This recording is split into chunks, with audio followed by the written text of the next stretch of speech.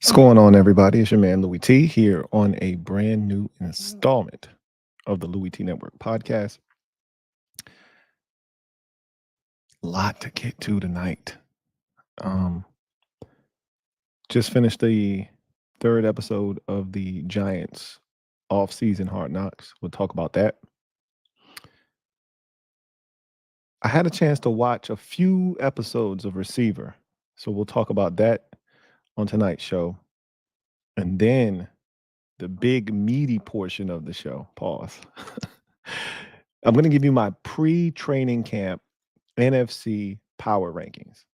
So I'm going to tell you where the 16 teams, in my estimation, in the NFC rank heading into training camp. Now, obviously, subject to change.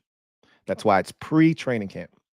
I can feel a lot differently about these teams after training camp, after the preseason, et cetera, et cetera. So this is how I feel. I'll give you the thought process behind the rankings, kind of allow you into my mind and my headspace as to how I go about conducting business here. And this is going to be a week-long process. So we'll do the NFC today, AFC tomorrow, and then we'll have the entire conference on Friday, if that makes sense. Anyway, enough of the long talking. Let's get to the proceedings this evening. You're locked into the Louie T Network podcast that starts now.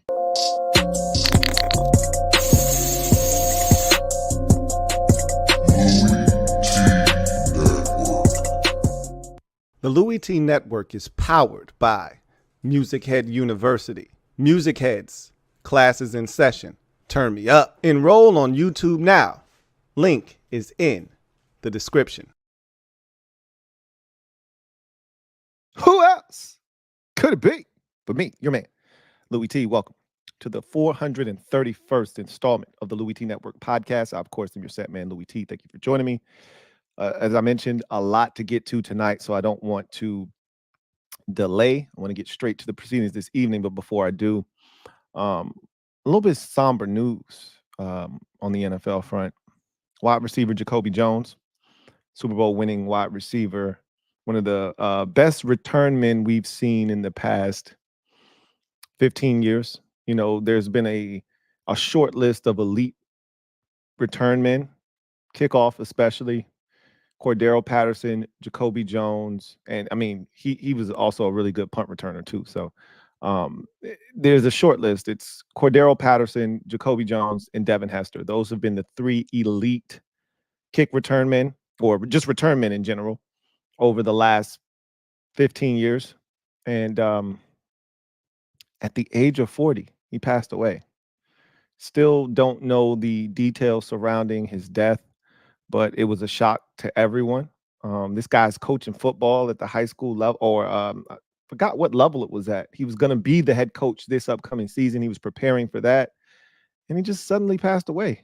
They said quietly at home. I'm at a loss right now. I really don't know what happened, right? So we're kind of awaiting.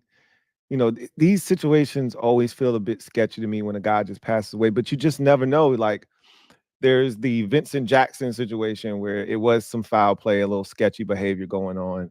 And then, but that felt sketchy. It was at a motel, all the signs pointed to, okay, something isn't right here. Then there's the Demaryius Thomas situation where he had a seizure, and that was something that he had issues with in the past, and he was at home and no one was there, and he had one of those seizures in the shower, and boom, he's gone, right? Then there's Larry Allen, out on vacation with his family at 53 years old, and he has a massive heart attack and he passes away, and you're just like, what the F, bro? And after listening to a recent John Keim interview with former Commanders or Redskins fullback Mike Sellers, who is the picture of health, when you're talking about a guy that was a machine during his career in terms of the way his body looked and how he was able to train, and he kept that strict training regimen up post-career, for him to talk about his heart failing him and have to have 24 surgeries and a open heart surgery and transplant to stay alive. He said his heart was working at 20% capacity had he not been in tip-top shape. he would have died. So when I think about it from that context, I'm like, who knows what happened with Jacoby Jones? You think you're the perfect picture of health one day and the next you're dead. So that one kind of caught me off guard. Um, Condolences out to his family and friends and those who were impacted by the loss. I saw a tweet the other day from Torrey Smith, who was, really good friends. I don't want to say best friends. I don't know what their situation was, but they were really, really good friends. They played on the team with the Baltimore Ravens together. And a lot of media members were reaching out to him. They wanted him to come on the program and talk about, the loss of Jacoby Jones. And he's like, bro, stop reaching out to me. I don't want to talk to none of y'all. I'm trying to process this shit. I'm trying to be there for his family. Leave me the hell alone. And, it's just crazy, when somebody passes like that suddenly, it's just wild, 40 years old. That's not 40 years old. That's 40 years young. Unbelievable.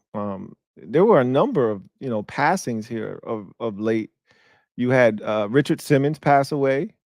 The fitness guru, a longtime fitness guru. You had Shannon Doherty pass away. She was battling, breast cancer for a very long time. So um, I didn't know it had gotten to the point where she might succumb to it, but she passed away over the weekend. Joe Jellybean Bryant, the father of Kobe Bryant, passed away, I think today, if I'm not mistaken. It either was yesterday or today. One way or another, we got wind of it today. So a number of people passed, of note here recently, but the Jacoby Jones one hits, very close to home because shit, I'm about to be 40 here in a little bit. It shit gets real, when you start talking about, hey, that man dropped dead at 40. Like, wait a minute. This is a former NFL player. He wasn't 313 pounds, right? This was a wide receiver, right? Like, wait a minute. What are we doing here? What are we talking about? So, again, I can't stress this enough. Make sure that you're getting physicals and you're taking care of yourself because health is no joke. And as resilient as the human body is, when your body is speaking to you, listen to it. Don't just shrug it off. Like, understand that getting a headache isn't a normal thing. Like, I don't get headaches. I just don't. If I have a headache, something is wrong because that's your body's physical reaction to something being wrong. Don't just, oh, I need aspirin. If you're having headaches all the time, like if you have a headache that just won't go away or it keeps coming back, something's wrong. Your body is telling you, don't ignore that, right? If a part of your body goes numb for no reason and this is not normal, your body is telling you something's wrong. Don't ignore the signs, people, okay? Anyway, I digress. So let's get into the first segment of the show. You know what it is. Let me drop this gem on your melon. Open your mind, let your conscience be free. You're now rolling with your man, Louie T double E. Let me open you up. Get you thinking a little bit. Episode 3 of the offseason Hard Knocks took place tonight. And this one was all about free agency. The first 2 episodes were kind of building up to this climactic free agency period. The next episode is going to be all about the draft, right? I think episode 5 will be the finale. And I'm guessing that that's going to be, them getting the draft picks into the building and getting into some OTA work. That's my guess. We'll see. But episode 3 was all about free agency. And the first 2 episodes kind of led up to, hey, are they going to re-sign Saquon? We already knew the answers to all of this. We knew they were going to sign Devin Singletary. We knew they were going to sign John Runyon Jr. We knew they were going to sign Jermaine Illuminor. We knew they were going to sign Drew Lock. We knew all of these things.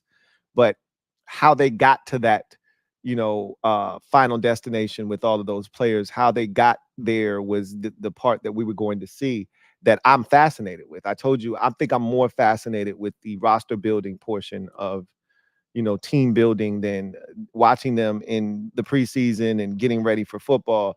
I love the actual game itself, right? But the the fascinating part about this is how all of this comes together. So this was probably my favorite episode. Probably is going to be my favorite episode because of the nature of free agency and how it works. So this was the first time I got to see, and I can't speak for anybody else. You may have seen this, in the past, watching episodes of other shows. This is my first time being exposed to how free agency works from a general manager standpoint. So obviously you got your cap guy, and I don't know his name, but that was the ball-headed guy that kept walking in and talking to him about the numbers. Like, hey, this is what it's going to take if you want to get this deal done. Right now, the Cardinals, are offering him $6.5 million, per year and 10 million guaranteed. All right, let's offer him 7, right? Let's get up to 7 a year and keep the guarantees the same and give him an extra year, right? So the ball-headed guy was their capologist. He was the guy that was making the numbers work and kind of giving him that information. But Joe Shane, they had worked this board and they had put all of this energy and time and effort into, all right, this is how much we think this guy's worth. This is how much we think this guy should be worth. We can't, we don't really want to go over this amount for this guy here. We'll just pivot and go to plan B if this thing gets a little bit out of hand. There were certain guys that they were willing to go a little bit over, i.e. John Runyon. They had a certain number there for him. He exceeded that slightly. Jermaine Illuminor, they had a number there for him. He slightly went over that number. There were certain guys that they were willing to kind of push the envelope for that pushed them out of other markets, like the Robert Hunt market. Once John Runyon Jr. got a little bit pricey, that pushed them out of that market. So they had to pivot and they couldn't do that, right? So it was fascinating to see how all of that stuff worked. But the thing that was the most interesting is I thought there's, when you think about negotiations, you think about this constant back and forth. Like, hey, you get on the phone, you're talking to the agent, you're working out the numbers and this, that, and the third. No. He literally sent contracts to 6 guys. He had the guys on his computer that he had sent contracts to. He sent a contract to John Runyon Jr. He sent a contract to Jermaine Illuminor. He sent a contract to Devin Singletary. He sent a contract to Tyrod Taylor. He sent a contract to offer for Burns, right? And then I think there was another contract offer for another player in there that I think they ultimately uh, did not get, I think. But either way, he had sent all of these contracts out, and then boom, it is what it is, right? At that point, you let your guy work the phones in terms of the numbers. You see the numbers. I've sent it to you. You have, the visual evidence of what it is we think your guy is worth. Other teams are doing the same thing. And so I thought it was always a verbal back and forth negotiation wise. No. I'm going to send you this contract. You look at it. You're getting offers from multiple teams. And then I'm going to have my numbers guy do the work, the heavy lifting. And then he can come back and talk to me about, what's being said as the contract guy plays with the numbers, makes those dance a bit and sees what it's going to take to get the deal done. And then you go back to the general manager and say, hey, this is what it's going to take. Are you willing to go here or not? Right. So you see how these things work. You see the process and the gears turning there. So that was fascinating. The Saquon situation was interesting because I don't think Saquon ever, some players are very disingenuous when they say they want to be somewhere, right? Saquon, I don't think after last year's contract debacle, unless the Giants blew him out of the water with a deal. And I think in order for him, and again, Giants fans are going to go back to this. Joe Shane is going to go back to this. I offered you more money than what you ultimately got this year in a deal last year. So that's the thing that the Giants are going to continue to hammer home is, look, we tried. He didn't want to be here. And that's one of the things that bothers me sometimes with players. Like, if you don't want to be somewhere, I get it. You don't want to upset the fan base. You don't want to look like an asshole, but just do the politically correct thing then, and just say, hey, we'll see what happens, right? Don't tell me I want to be here. I want to be here. I want to be here, because that's disingenuous. Because if you really want to be here, you'll figure out a way to be here, right? The Giants offered you a contract that would allow you to pretty much finish your career here, or at least get to the portion of the career where you're no longer the player that you once were. They offered you that opportunity and you turned it down. Okay? You turned it down. So they were put in a position where at this point, you're going to do what you want to do. And he wanted to leave the Giants, because when Joe Shane picked up the phone and got on the horn with his agent, Ed Berry, and he said, hey, if we offer Saquon 12 and a half with 25 guaranteed, or whatever that number was, 27, whatever that number was, that, guaranteed, is he a Giant? And Ed was like, I don't know. Like, bro, you just told me that's the number, though. If that's the number, then what are we talking about? So that meant he was trying to squeeze the Giants for more, like, nah, that's the number. If I go somewhere else, that ain't the number for you, though. And ultimately, he got a little bit more from Philadelphia. So when it's all said and done, I don't think he wanted to be in New York. It reminds me a lot of Brandon Sheriff, right? Washington offered him a deal that would have made him the highest paid guard in the NFL at the time, in NFL history, and he would have been the highest paid, guard, obviously, in the league. And all we heard the year before and all that year leading up to free agency is, I want to be here. I want to be here. I want to be here. No, he didn't. He never wanted to be here, because if he did, when Washington offered him a deal to be the highest paid guard in the NFL, he would have taken the deal if he truly wanted to be in Washington. He didn't, right? He turned that down and then went to Jacksonville. And what the deal he got in Jacksonville was less than what Washington offered him. So clearly you did not want to be in, which is okay, which is fine. Just don't lie to me. That's all I'm saying. Don't, when they put a camera in your face and they put a mic in your face and they ask you, do you want to be back in Washington? Just say, hey, and Brandon Sheriff used to do that all the time. Hey, I'm going to just let my agent handle that. That's all you had. He could have just left it at that instead of saying, hey, I want to be in Washington. I want to spend the rest of my career here, but I'm going to let my agent handle that. No. Just say, I'm going to let my agent handle that. I'm going to just continue to play football, continue to put my best foot forward, and we'll see what happens. If you don't want to be here, that's all you got to say. Don't lie to me and tell me you want to be somewhere when you really don't. Because if you want to be somewhere, you'll find a way to make it work. And Saquon, I don't think, wanted to be in New York. He felt like the Giants didn't show him the proper respect last year with the whole franchise tag situation. He felt disrespected that it even got to a franchise tag situation. And look, it's a domino effect with Daniel Jones, right?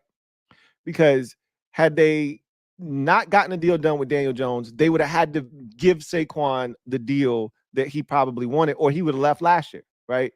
But they got the deal done with Daniel Jones. They had a gun to their head. They got that deal done. That allowed them to franchise tag Saquon, and the rest is history. So they pivoted. They went and signed Devin Singletary. They lost out on Tyrod Taylor, which was interesting. But he said, look, I had a number in mind for Tyrod, and the Jets exceeded that. They can have him. We got two backup plans. We got Joe Flacco. We got Drew Lock. We saw they ended up settling in on Drew Lock, so they bring him in.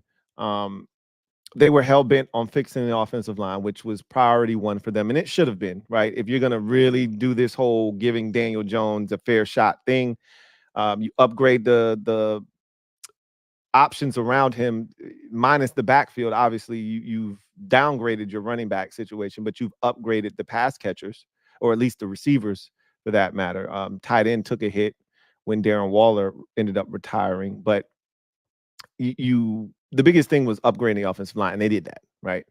So we got to see that process unfold. I thought that was really interesting. It was unique.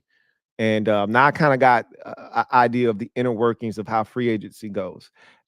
I would not be good at that free agency thing. I'm much like Joe Shane in the sense that he's a control freak. I think in order to be a general manager, you have to be a control freak, because you want to be in control of every situation, i.e. the trade for Brian Burns. He's talking to Dan Morgan, his boy, and Dan's trying to squeeze him for a 7th round pick. And he's like, come on, bro. Like, come on, man. You my guy. Like, we're going to do future business together. we got to get this thing off on the right foot. Like, don't try to squeeze me for a seventh. Let's stick to the deal we already agreed upon, right? The deal originally sent to you, which is, I'm gonna send you a second. I'm gonna send you a fifth, the higher of the 2/5 that I have next year. You're gonna send me Brian Burns, and I'm gonna send you in like 142 or some foolishness like that. Like, come on, bro. Let's stick to the script, right? So it was funny because he had to put his foot down there, right? And like, come on, man. And it reminded me of when Washington was trying to do the trade with the Eagles during the draft, and Howie Roseman tried to squeeze Adam Peters for an extra pick. And Adam was like, nah, bro, come on now. Stop playing with me. Stop playing on my top. Like right now, you really trying me. You playing on my head top. I'm not for the games, man. Like, bro, stop being an asshole right now. Are you trying to do the deal or not? Because I'll pick right here at 36. I don't have to make this selection. It's really whatever, right? So, or 40. It was 40. I'll pick at 40. It doesn't make me one bit of difference. So you're not getting an extra pick though. So that was and he was like, nah, I need another pick. I need to make this a fair trade. I need another pick. So it's just funny how that back and forth go with GMs and how you gotta kind of finagle things and how people gonna try to you have to be in control of the situation. Like you can't let somebody hold you or they will take advantage of you if you don't put your foot down, right? You got to stand for something as a general manager. If you stand for nothing, you'll fall for anything because they're gonna try to get you, and you got to be able to be the one to draw the line and say, "Nah, bro, this is either you taking this deal, or we just won't do business here," right? Something else that I found fascinating, and this is me drawing inferences. I love to do that. Boy, does Brian Daboll want to upgrade at quarterback. I don't blame him. he clearly, and we got a snippet, a preview of the next episode, and they asked GM Joe Shane asked Brian Daboll, "Would you trade up for Jaden Daniels?" He was like, "Hell yeah, I would." I mean, now they could have cut two different scenes and mashed them together, and he could have the question that was asked about Jaden Daniels. That could have been the answer that he gave. Could have been an answer to a different question, right? I think it was that question being asked, and that was his answer. But clearly, he wants an upgrade over Daniel Jones, and I don't blame him. And this was a draft that if you could get up there and get one of those guys, you do it, right? So, it was so funny to me that after episode 2, there were people reading into that like, oh no, Jaden Daniels can't read, you know, uh, did you have a problem with him not being able to recall the play? He can't read, an offense. And I'm like, what are you talking about? Is that what you gathered from that? If that's what you gathered from that, we don't have anything to talk about. Why? I mean, we have nothing to discuss. Move on. Okay. So clearly the Giants were impressed with him because they were willing to trade up to go get him. So um, we'll see that in the next episode, though. So I'm anxious to see what that one looks like. But um, the Giants are fascinating. Their owner, I was so glad they didn't get Saquon back, and I was just watching John Mara because I can't stand his ass. He gets on my effing nerves. I think he's my most hated owner in the NFL for what he did to Washington back in 2012 with the salary cap penalty. So I love when something doesn't go his way, and clearly he wanted Saquon back, and it didn't happen. So I was glad to see that take place, um, and to see him not pleased with the way that situation played itself out. But whatever the case may be, I'm looking forward to seeing what episode 4 looks like. So let's move on to our next segment of the show and social media maneuvers. I'm a midnight marauder. Y'all know what time it is and how we gonna do things tonight. And I got a really special show for y'all tonight because we're getting into my pre-training camp NFC power rankings. And this is an interesting list to say the least. So we are going to jump into this list, and I am going to give you an explanation as to how I got to the conclusions that I got to in this list. So let me first start by saying this is not some cockamamie list that I just threw together with no real substance, no thought process behind it. I have a process. So I'll explain my process quickly so I don't have to do this when I do the AFC tomorrow. How I get my power rankings, anytime I do power rankings, this is how I do it, specifically before the season starts. But I could even apply this during the season. I take each division and I rank the teams 1 through 4, which is what I did here. So, for instance, you take the NFC North, you take the 4 teams in that division, Detroit, Green Bay, Minnesota, Chicago, you rank them 1 to 4, right? 1 being the highest, 4 being the worst. So, you do that for all of the divisions.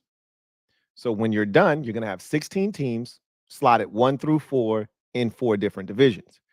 So, there are going to be 4 teams that are number 1 in their division, 4 teams that are number 2 in their division, 4 teams that are number 3 in their division, 4 teams that are number 4 in their division. So at that point, you look at all of your number 1 teams and then you rank the number 1 teams, right? Best teams in each division. You put them in order, right? 1 through 4. After you're done there, you go to the second line of all the teams in second place in all the divisions, and you say to yourself, which of these teams, so at that point, you want to rank those second place teams. And then you go through that ranking. So you start at 5 and you say, is the 5th best team here, or the first, team rated second in these divisions, is this team better than any of the first place teams? Because just because you're in first place in your division doesn't mean you're better than the second place team in another division, right? Get my drift? So you go through that process with each team. So you rank the second place teams 1 through 4, so it'll be 5 through 8 really. And then you take the 5th team and you say, is the 5th team better than the 4th team, the 3rd team, the 2nd team, the 1st team, etc. All right. Obviously, that 2nd team, that 5th team isn't better than the team that was in their division, because if they were, then they would have been at the top of that division, right? So they're not going to go all the way to the top, but they could be better than 2 of the other first place teams in other divisions, right? So they could get as high as, say, 2nd or 3rd on the list. See where I'm going with this? Hopefully that makes sense to you. I'll explain it further, and you'll have clarity, right, as we go through this. But I do that for every single team. So you have your first place teams, you go through the second place teams, you see if they can work their way up the list. After you get through all the second place teams, you have 8 teams slotted at that point in some way, shape, or form. You get to the third place teams and you do the same thing, same process with them. The third place teams aren't going to be better than, you can't say that. You don't know that, but you have to go through the process and see if they're better than the second place teams in all the other divisions. Clearly, they're not better than the second place team in their own division, or else you get the drift there, right? But they could be better than every other second place team. So that would move them up 3 spots from where they currently are. They just can't get ahead of the team that's ahead of them in the division.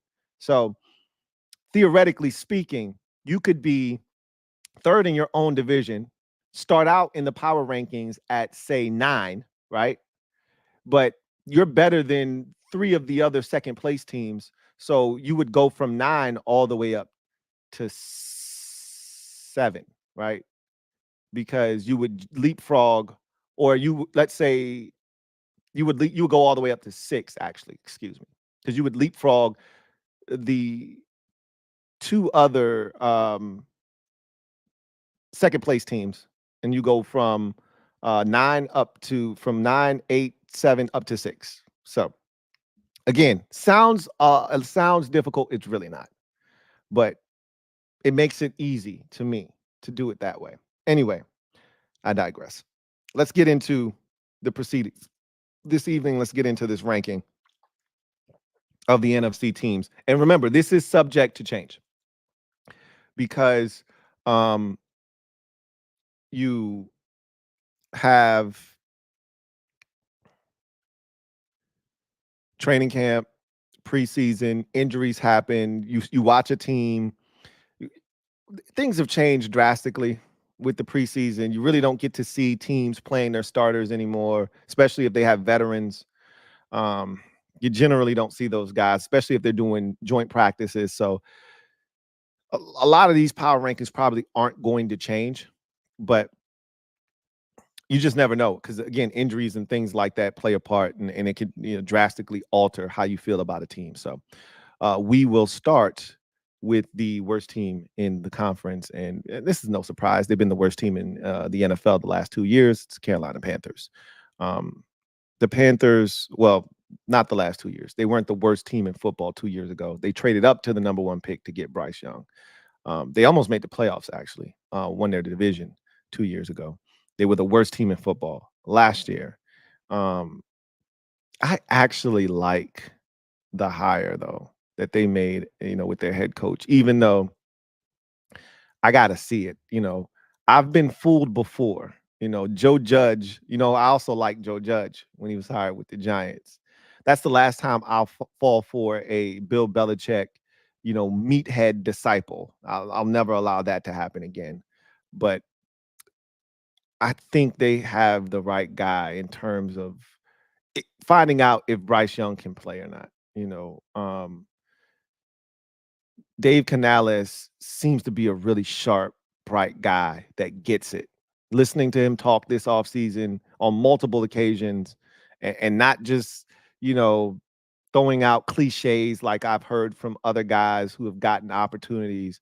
He's really talking ball. And he's like, yo, this is why we're going to put Bryce Young in a much better situation than he was in last year, because we're gonna take the steps, and this is the process that we're going through with him. And he laid it out, and I was like, oh, okay. Well, I and they've done things to shore up the offensive line, and they've added real weapons, right? Like this feels like how Bryce Young or it felt like the first year of Justin Fields in Chicago, where he was literally left for dead. This year now feels like that second year with Justin Fields, where they started to, okay, let's give him a shot. Let's see what he can do, right? They started to get him some pieces. So they still suck, and they lost Brian Burns and they lost Frankie Louvu, and there's still a lot of things that they'll have to do to work their way up in the conference. And so right now they're going to have to prove it. They're the worst team in the NFC, if you ask me, and they've got the worst owner. And when you have the worst owner, you're going to suffer. And I feel really bad for Panthers fans. Some of them still, don't want to acknowledge the fact that their owner is going to hold them back. And it's a sad state of affairs because I've been there. They're in that denial stage right now.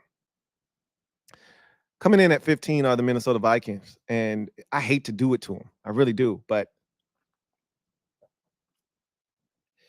oh, my mic is low. That should take care of it right there. Sorry about that. So this hopefully that took care of the problem. It should have. The Vikings come in at 15, and a lot of the rankings really start with who's your quarterback. Like that's where we start. If your quarterback isn't someone that instills confidence in you, in the fan base, in someone like myself who's on the outside looking in, it's hard for you to be one of the better teams in the conference. Then I want to look at your staff. I want to look at continuity. I want to look at the players around you. I want to look at the staff around you. These are all the things that I start to take into consideration. I really like Kevin O'Connell. I think he's a really good head coach. I like what the Vikings are doing from a personnel standpoint in terms of some of the guys that they've drafted. Addison just got arrested. And I told you last year, he had some issues last year. I was like, he might be a guy that you got to watch and you got to keep tabs on. He could be a little bit of a loose cannon there. And so far, oops, now he's getting arrested for, I think it was, DUI or something like that. We'll see what happens with that situation. But long story short, if Sam Darnold's your projected starting quarterback, you got issues, man. Like, I'd much rather you just rip the Band-Aid off with JJ McCarthy. But again, if he's not ready, I'm always an advocate for not putting a young quarterback out there. Don't throw him to the wolves. You want to destroy a young quarterback, the fastest way to do that is to just say, hey, figure it out, and just throw him out there and let him get devoured. And once that happens, the confidence is gone. It usually doesn't come back, and you're dealing with a wasted first-round pick. So if you think Sam Darnold needs to go out there and start until JJ McCarthy's ready to take that baton, so be it. But you're going to suffer because Sam Darnold is still Sam Darnold.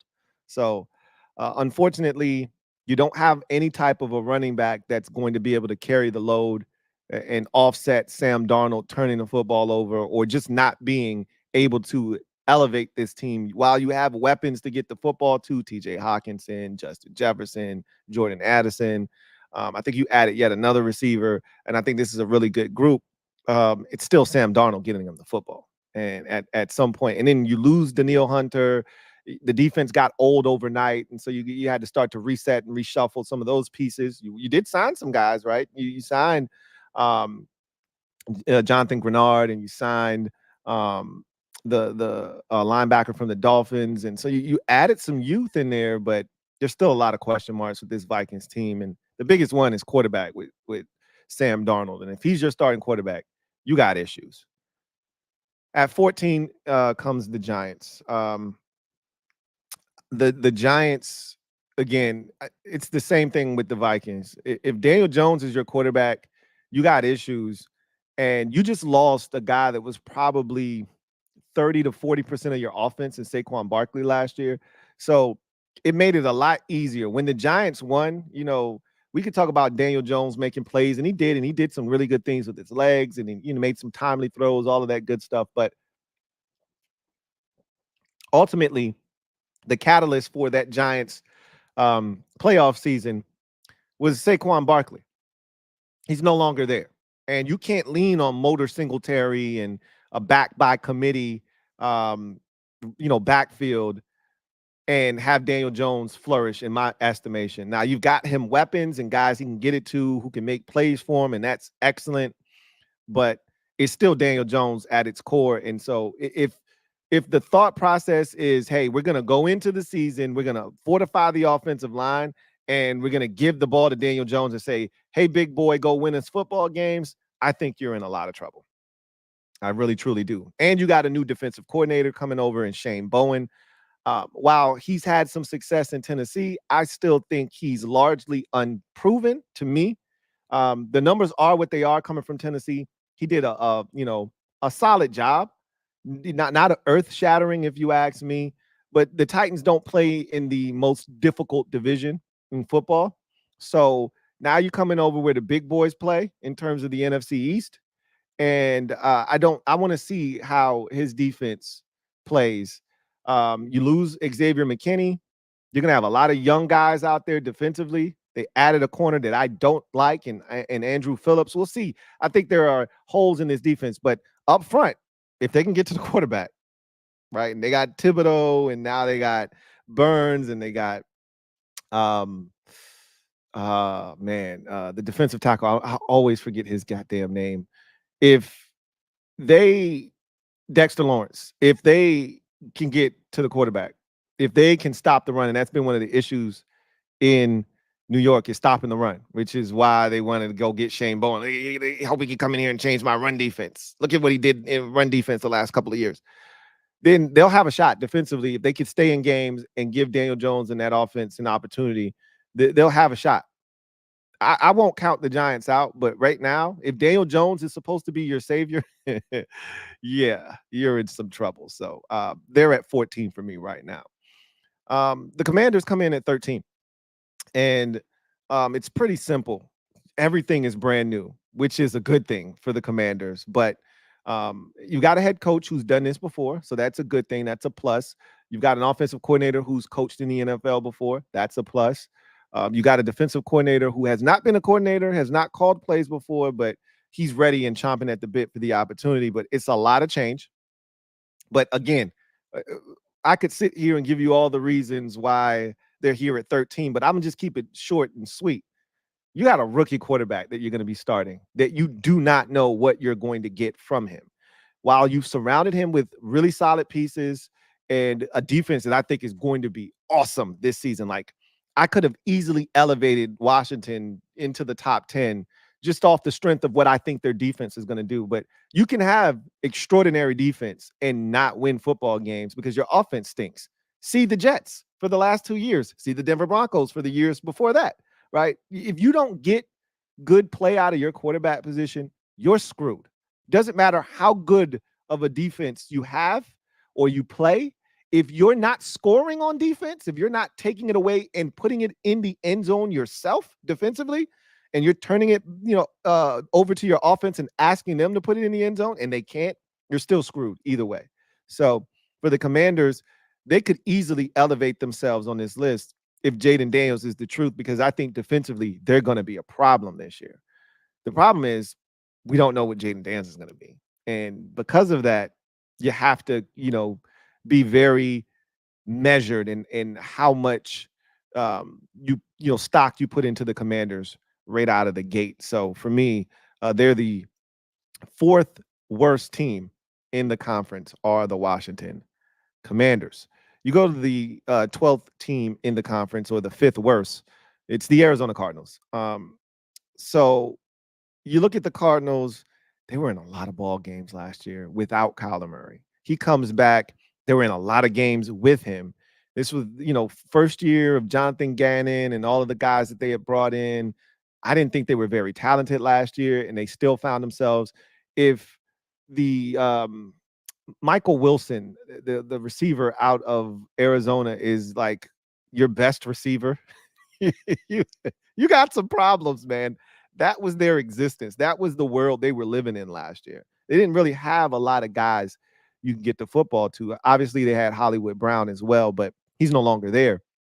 But going out, drafting, a game changer in Marvin Harrison Jr. I do like the Michael Wilson kid, and, figuring out what you're going to do with some of these other positions. But Kyler Murray being healthy, he's a problem when he's healthy. And adding, the last time he had a weapon like this, or a receiver like this, they did some really good things in Arizona, made it to the playoffs. And so he's determined. It's Kyler Murray. I don't know what that means, but Jonathan Gannon's defense played hard last year. They were physical. They were capable.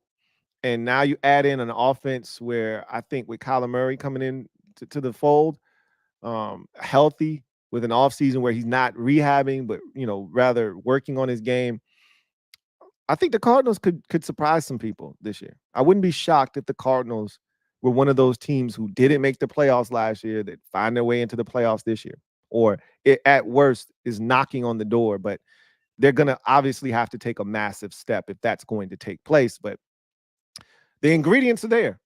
If Jonathan Gannon gets that defense to play the way that he did last year, and Murray comes back and looks like the Murray of 3 years ago, not the Murray, right before the injury, they got a shot. They got a shot. So, but right now, a lot of question marks, a lot of ifs, right? A lot of ifs, but they got a veteran quarterback, which is something that none of the teams below them on this list, except for the Vikings, can say, and the Vikings have Sam Darnold. The Giants have Daniel Jones, but again, it's Daniel Jones and it's Sam Darnold, right? Kyler Murray's better than both of those guys. So the Cardinals are at 12. Coming in at 11 are the Bears. And the Bears, and you probably say to yourself,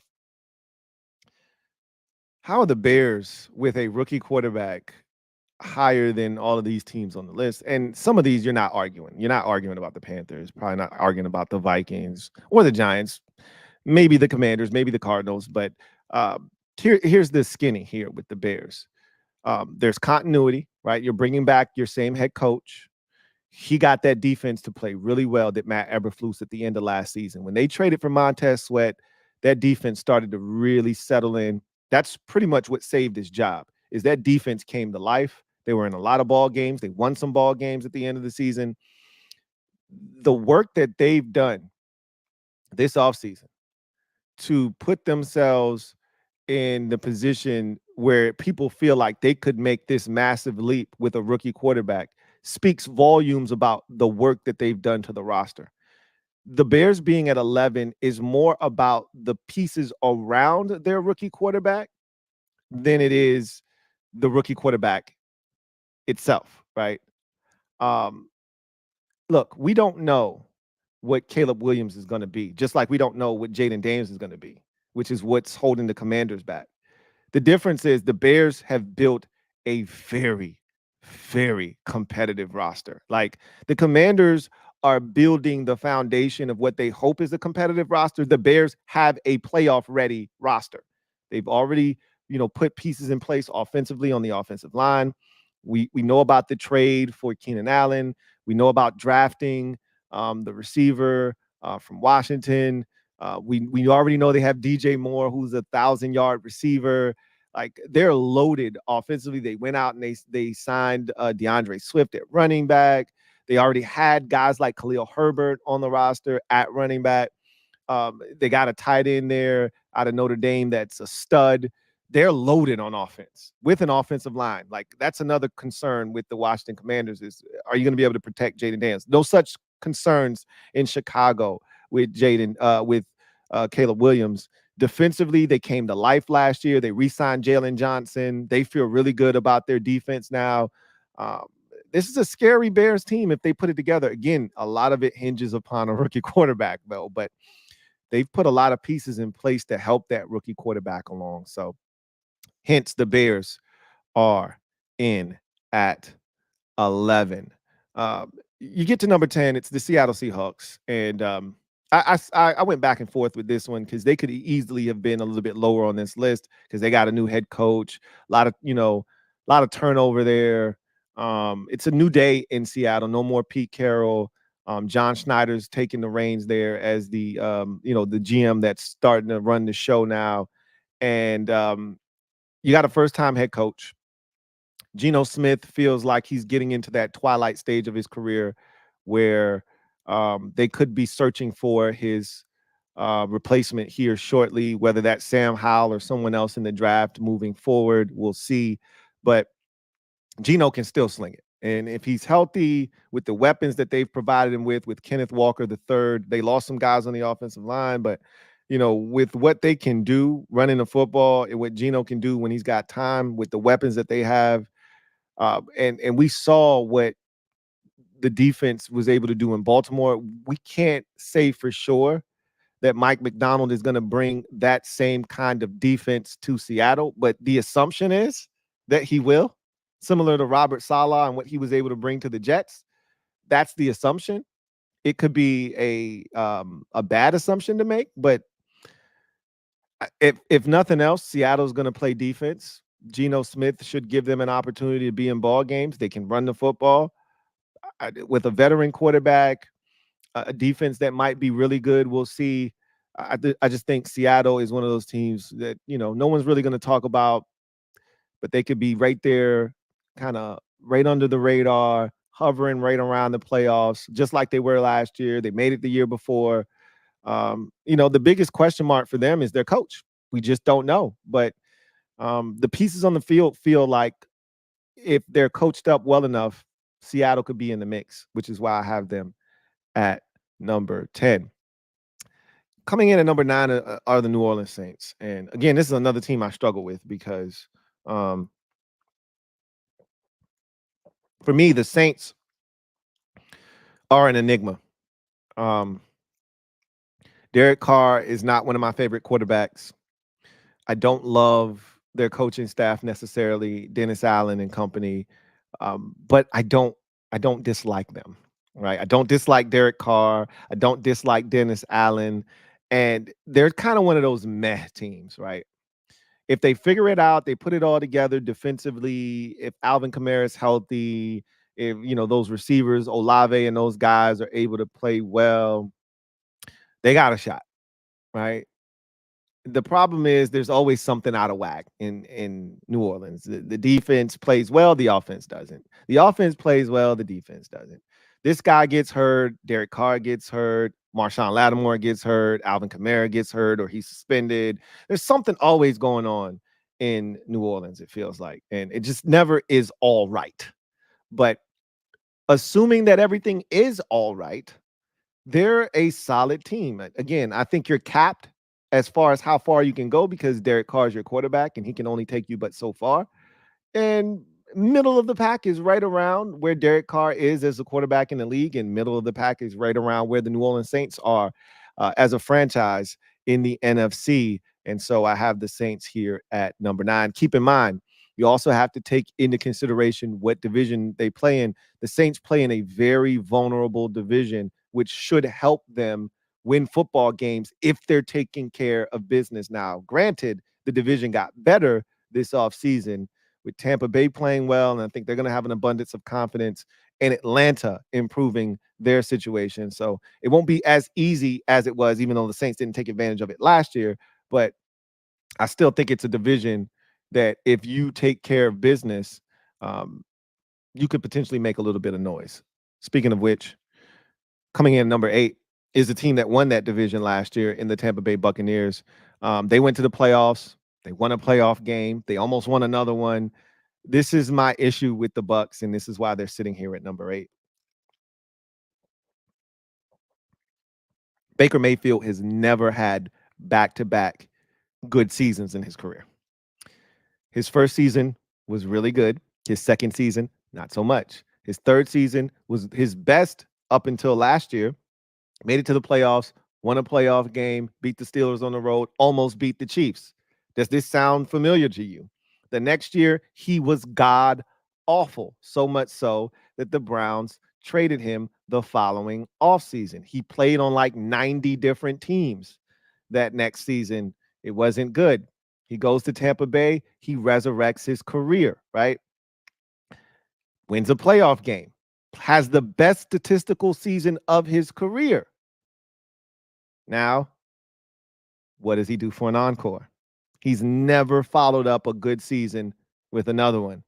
I have questions. Does Baker Mayfield have the answers? This is a solid Bucs team. Defensively, they don't scare you, but they're good enough. They just lost their offensive coordinator, Dave Canales, who's now in Carolina. I think that's going to hurt them. We'll see what happens. Ultimately, this comes down to Baker Mayfield. Again, much of the conversation that we've had has really boiled down to the quarterback and what you're getting from that position. As we know, it's the most important position in football. If Baker Mayfield plays well, the Bucs are going to be in good shape and they're going to be competing. If Baker Mayfield regresses, as he's done so often in his career, the Bucs will be towards the bottom of this conference down there with the Panthers, Vikings, Giants, so forth and so forth. So we'll see what happens. They're currently right now. I'm going to give them the benefit of the doubt. You go to the playoffs, you win a playoff game, you almost win on the road against a team that ended up playing in the NFC Championship game. I'm going to give you the benefit of the doubt, but you're treading on very thin ice if you're the Bucs because of Baker Mayfield's history. But see if he creates some new history. Coming in at number 7, so a run on NFC South teams here as the Falcons take a massive leap up these NFC power ranking charts. Last year, they would have been down towards the bottom with Desmond Ridder as their starter, projected starter.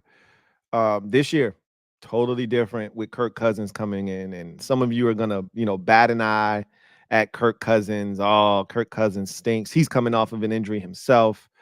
Kirk Cousins is the perfect quarterback for what they have in Atlanta. They would have won so many games last year if Kirk Cousins was their quarterback. Now, granted, the division was a lot worse last year. I think the Panthers have gotten better. The Bucs have more confidence. I don't know if they're necessarily better. I just think they're more confident this year, coming off of a playoff victory and Baker Mayfield having a brand new contract. And then the Saints are the Saints. I don't think they've really changed all that much, except Alvin Kamara isn't going to be suspended for the first, however many games of the season. And Derek Carr isn't just coming in for the first time. He kind of knows his surroundings now and he's comfortable. So that helps that situation as well. However, it's still a bad division, if you ask me. And the division is there for the taking. And if you're the Falcons, you got to look at the division and say, hey, this is my division, right? I got the quarterback. I got all of the players. I got, wide receivers. I have a stud tight end. I got a ridiculous backfield. I've invested in the offensive line for years now. It's a really good group. Defensively, that's the question mark. They were actually good last year on defense. Their defensive coordinator is no longer there. So, Raheem Morris is a defensive guy, though. So you like to think that he'll be able to help stabilize the defense, keep them, playing the kind of football that allowed them to be in a bunch of games last year. But ultimately, this is about Kirk Cousins coming in and elevating a quarterback position that was really bad last year and giving them a chance to win a division that was very bad last year. And I see the Falcons being the best of that division until otherwise notified. And so I like their chances to not only win that division, but potentially make some noise should they make it to the postseason, similar to the Tampa Bay Buccaneers a season ago. The Rams check in at number 6. The Rams are so interesting. First of all, never count out Sean McVay. I think he proved that last year. The Rams were supposed to suck last season. We counted them out. Matthew Stafford I was guilty of this. I can't speak for anybody. I won't put this on y'all. I'm going to say that I was guilty of I called Matthew Stafford washed. Like, he's at the back end of his career. He can't stay healthy, yada, yada, yada. And it felt like McVay spent that whole offseason fighting, retirement rumors, and Aaron Donald, was threatening to retire. It just felt like the Rams were coming undone. And I'm like, Sean McVay isn't built for losing.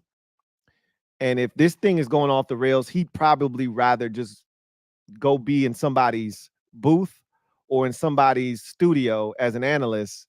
And he's too smart for that. Like, I don't see him, being one of these coaches trying to be a part of a rebuild when he's already been to the mountaintop. So last year felt like, hey, bro, you rebuilding. And he was like, bullshit. I still got a damn future Hall of Fame quarterback. And that's debatable for some of you. That Super Bowl, to me, solidifies Matthew Stafford. You go look at where Stafford is all time on all of those passing lists, and he's on most of those lists. He's not only top 10, he's like top 7 on most of those lists. Matthew Stafford is going to the Hall of Fame. And that Super Bowl victory, I think, solidified that. So in Sean McVay's mind is, I got a future Hall of Fame quarterback, bro. I don't know what the hell you're talking about. And the play that they got out of Kyron Williams last year, and then they go out and draft a doppelganger of Kyron Williams in Blake Corum, so that if anything happens to Kyron Williams, which he got injured last year, and they weren't the same team when he got injured, when he came back, they went on that incredible run at the end of the season to propel them to the postseason.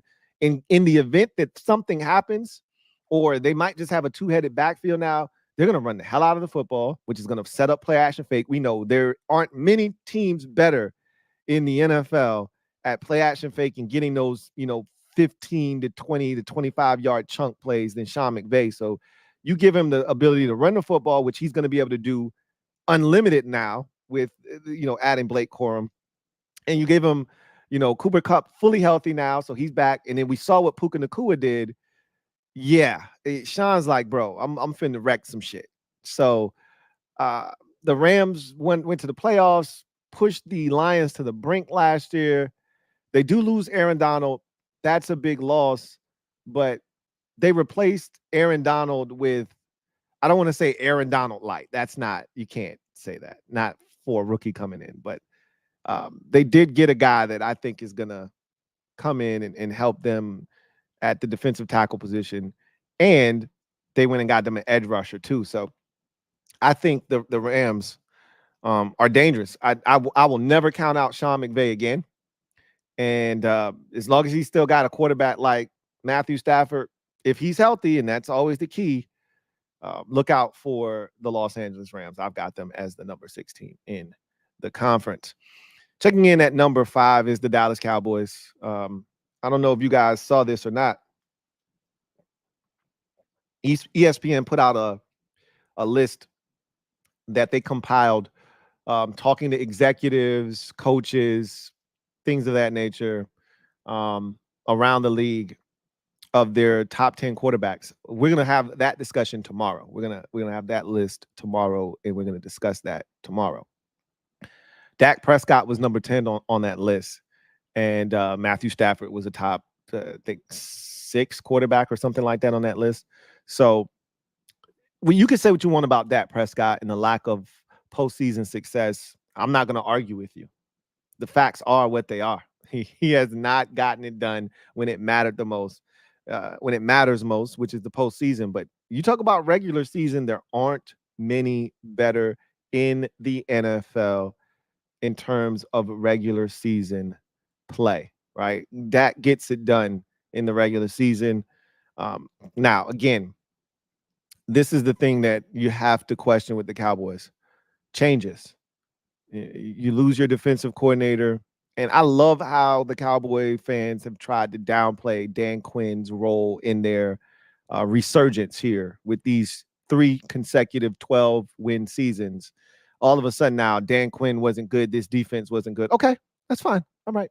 And you got Mike Zimmer. He's on a 1-year contract. So is your head coach, Lame Duck, and Mike McCarthy. Cool. All right, we'll see how it goes. But Dak's still really good. The offense is still really good. CD's going to get paid.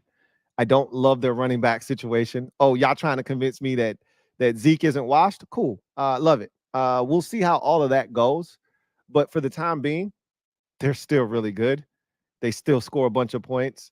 And I question whether the defense will be as dynamic. Will they force as many turnovers? Will they be as prolific? But look, Mike Zimmer isn't a slouch defensively. He's just old.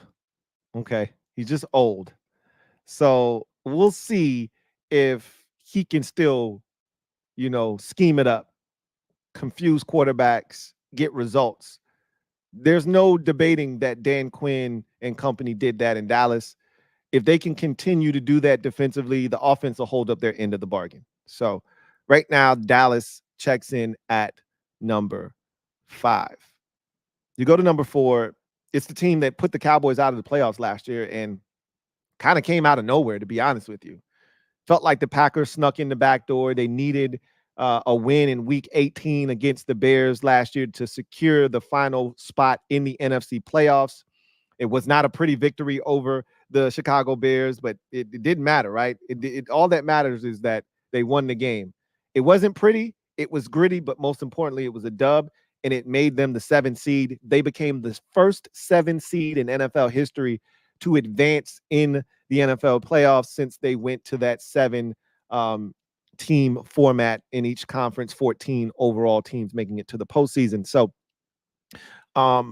they not only destroyed Dallas in wild card weekend last year, they went to San Francisco and they outplayed the 49ers and should have won that game. Okay. They showed their youth and inexperience down the stretch of that game and blew what was a lead that they should have been able to hold on to and allowed them to advance to yet another NFC championship game, something the Packers do, what it seems like, on a regular basis. Jordan Love hit the ground running last year. There were some bumps in the road, right? It wasn't all smooth sailing for him, but ultimately he looks like he's going to do what Aaron Rodgers did post Brett Favre, which is pick up the baton and run with it really far, really fast, right? The Packers look like they're in good hands yet again at the quarterback position. And if that's in fact the case, and again, I'm a big show me guy, do it again. That's a small sample size for Jordan Love. You only did it once, but it was an impressive once, and it was right out of the gate. And so I need to see it again. But damn it, Matt LaFleur knows how to coach them up. They win a lot of football games in Green Bay. that division is going to be better this year because the Bears aren't going to be a pushover, but the Vikings might take the Bears' place in terms of being a pushover in that division. We'll see. At the end of the day, the Packers seem to be here to stay. Those receivers who were young last year, who we questioned, got a year of experience. They're more confident. Jordan Love is more confident. The Packers overall are more confident. Hence, I've got them as the number 4 team on this list. Now you get into number 3, and it's the Philadelphia Eagles. This is a team that unraveled to finish the season last year, but it's easy to forget that the Eagles started out the season, 10-1? I think that's what the record was at one point before losing 7 out of their final 8 games, 6 out of their final 7 games, whatever it was, and limping to the finish line and ultimately making it to the postseason and losing to the Tampa Bay Buccaneers in Wild Card Weekend. Sweeping changes were made. The only guy to survive the changes was head coach Matt Sirianni, or Nick Sirianni. I worry about all the changes that have been made. I worry about Sirianni's job security. I worry that if they get off to a slow start, he could be in some trouble. What I've seen from Sirianni is that he has not handled adversity very well in his career thus far. He's been an excellent front runner. I will say in his first year when things weren't going well, he made the conscious decision to switch from his offensive philosophy to more of a run dominant offensive approach, and it paid off massive dividends. They made it to the playoffs, made a run, made it to the playoffs, and I thought it helped propel them that following year. But obviously, they haven't, to me, rebounded offensively from the loss of Shane Steichen, who went to Indianapolis, Jonathan Gannon, who we talked shit about defensively. When the Eagles had the number 1 defense, they got after the quarterback. They almost set a new record, for sacks in a single season, all that good stuff. We talked shit about him, but that defense regressed last year. The offense was terrible last year at times. The defense was horrendous. And so now you've got changes there to the coordinators. Vic Fangio comes in defensively.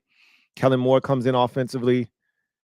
You add Saquon Barkley. I thought they had a fantastic offseason. That's what has almost become the norm for the Eagles now, is winning the offseason. Will it lead to wins in the regular season?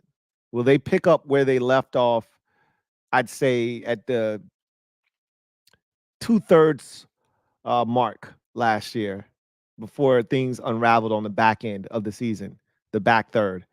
Can they get back to being a dominant team that people see as a Super Bowl type of team, right? A Super Bowl contender. I think they start the season off because of the equity that they've built up, because of the offseason that they turned in. I think they start in that pole position as third, but I could see that easily slipping and them not living up to the hype.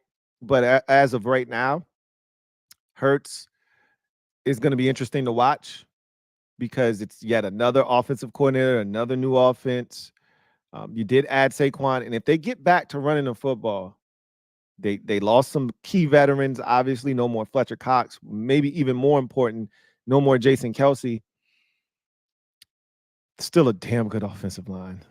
It's still Jeff Stoutland as the offensive line coach. It still feels like the Eagles are going to be just fine up front and on the offensive line. And if they run the football, which is what I thought they failed to do enough last year, they're going to be a tough team. And we'll see what Vic Fangio does as well. I think teams are figuring him out. And if he doesn't make the adjustment, you see this a lot of times with older coordinators, is the league starts to figure them out, or the league does figure them out, and they don't make the necessary changes. If he doesn't make the necessary changes, the Eagles will quickly find themselves falling from the ranks of the elite in the NFC. But right now, I think they've earned the right to start towards the top of the conference. Now you get to number 2, and I think you guys can figure out the rest of this order. The Detroit Lions come in at number 2. This is a team that should have went to the Super Bowl last year. Similar to the Green Bay Packers, they had the 49ers on the ropes, and they let them off the hook. And so they thoroughly outplayed the 49ers for about 3.5 quarters and blew it in the fourth quarter. People will question Dan Campbell going for it on fourth down, this, that, and the third, but that's his MO. It's who he's always been. And if guys just catch the ball, if Reynolds just catches the ball, they probably win that football game. That's nor here nor there. The bottom line is they didn't lose any of their coordinators. There was all this talk about them potentially losing both of their coordinators. You know, Ben Johnson was definitely a hot candidate last year or this past offseason to leave and get his own gig, and he decides to come back and run it back. Aaron Glenn comes back as a defensive coordinator. The issue that you thought might have been their biggest at corner, they had, Cam Sutton get in trouble this offseason. They cut him loose. He had a domestic violence incident, and they just went out and drafted 2 corners, and you feel like, well, shit, if that was the one issue that they had, they probably are now better at corner, and they're young boys, and it's baptism by fire for young corners a lot of times. But if that's the biggest issue they have defensively, cornerback, they solved that in the draft.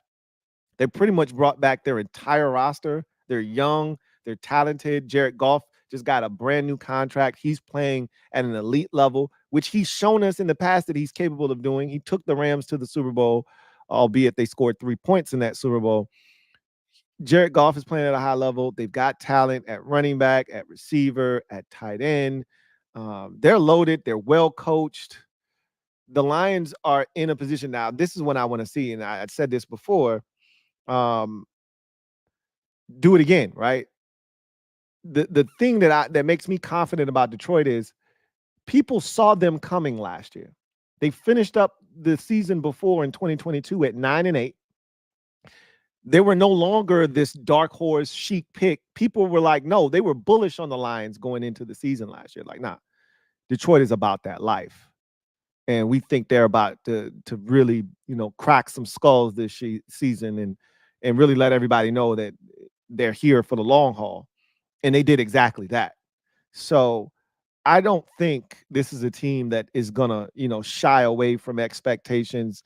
I love Dan Campbell. I love the whole mentality of, hey, you ain't got to look far for us, right? Like, literally, you open up your door and we waiting on your doorstep, bro. We want the smoke. We running towards the smoke. You ain't got to look for us. We'll find you, right? I don't think the Lions are going anywhere.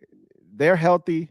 They're dangerous. They're the second best team currently in the NFC, behind the number 1 team and the team that they did not beat in the NFC Championship, and the team that went to the Super Bowl last year, and the team that has been in the NFC Championship game 4 out of the last 5 years, and the team that has been to the Super Bowl twice in that 5-year stretch, but has not hoisted the Lombardi. Of course, I'm talking about the San Francisco 49ers. Now, they've got a contract dispute currently with wide receiver Brandon Ayuk. I've already said my piece on this situation. He's not going to be traded. If I'm the 49ers, I have no interest in trading him. I don't care what he wants. He's still under contract. We're trying to win a Super Bowl. Brandon Ayuk is going to give us the best chance to win a Super Bowl. So we're going to keep him for 1 more year, and then we'll trade him next offseason. We'll franchise tag him, and we'll trade him and get something for him. But for the time being, we're going to hold on to Brandon Ayuk because he gives us the best chance to win a Super Bowl. You get one of these, you get a year now with all the youngins that you drafted to learn the offense, to get acclimated to the NFL, the speed of the game.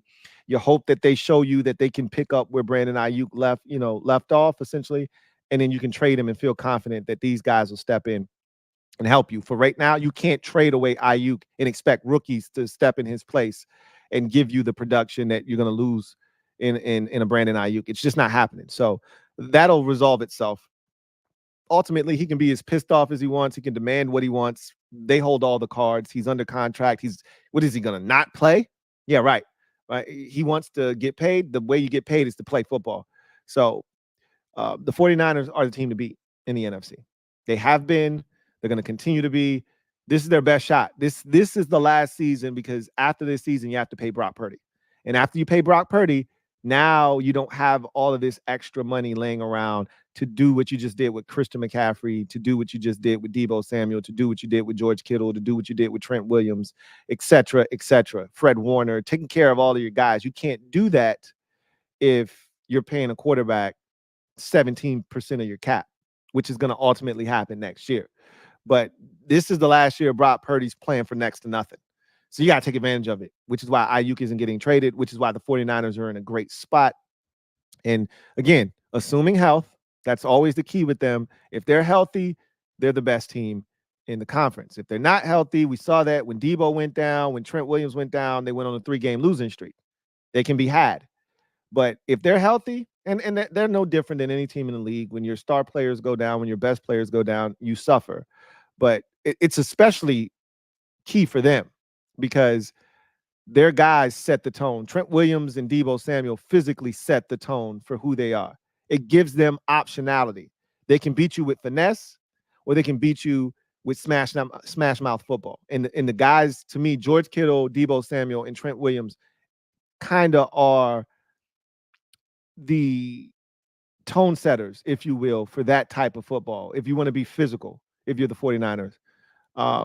McCaffrey can do both. He can be physical, in between the tackles, 3 yards in a cloud of dust, physically grinding out yards. But we also know he can be the ultimate finesse player. Beat you out of the backfield as a pass catcher, make you miss in space, hit the home run, get him outside of the tackle box, get it to him in space, tosses, sweeps, things of that nature, off tackle, outside zone, and he turns into a beast, right? Sticks his foot in the ground, gets up the field, and then look out. So the 49ers can do it all. They can throw it. They can run it. They play elite defense. And until somebody knocks them off the throne, they are the number 1 team in the NFC. So that is the NFC list. We will do the AFC tomorrow. And then we will do the entire league on Friday. So let's get to the comment section.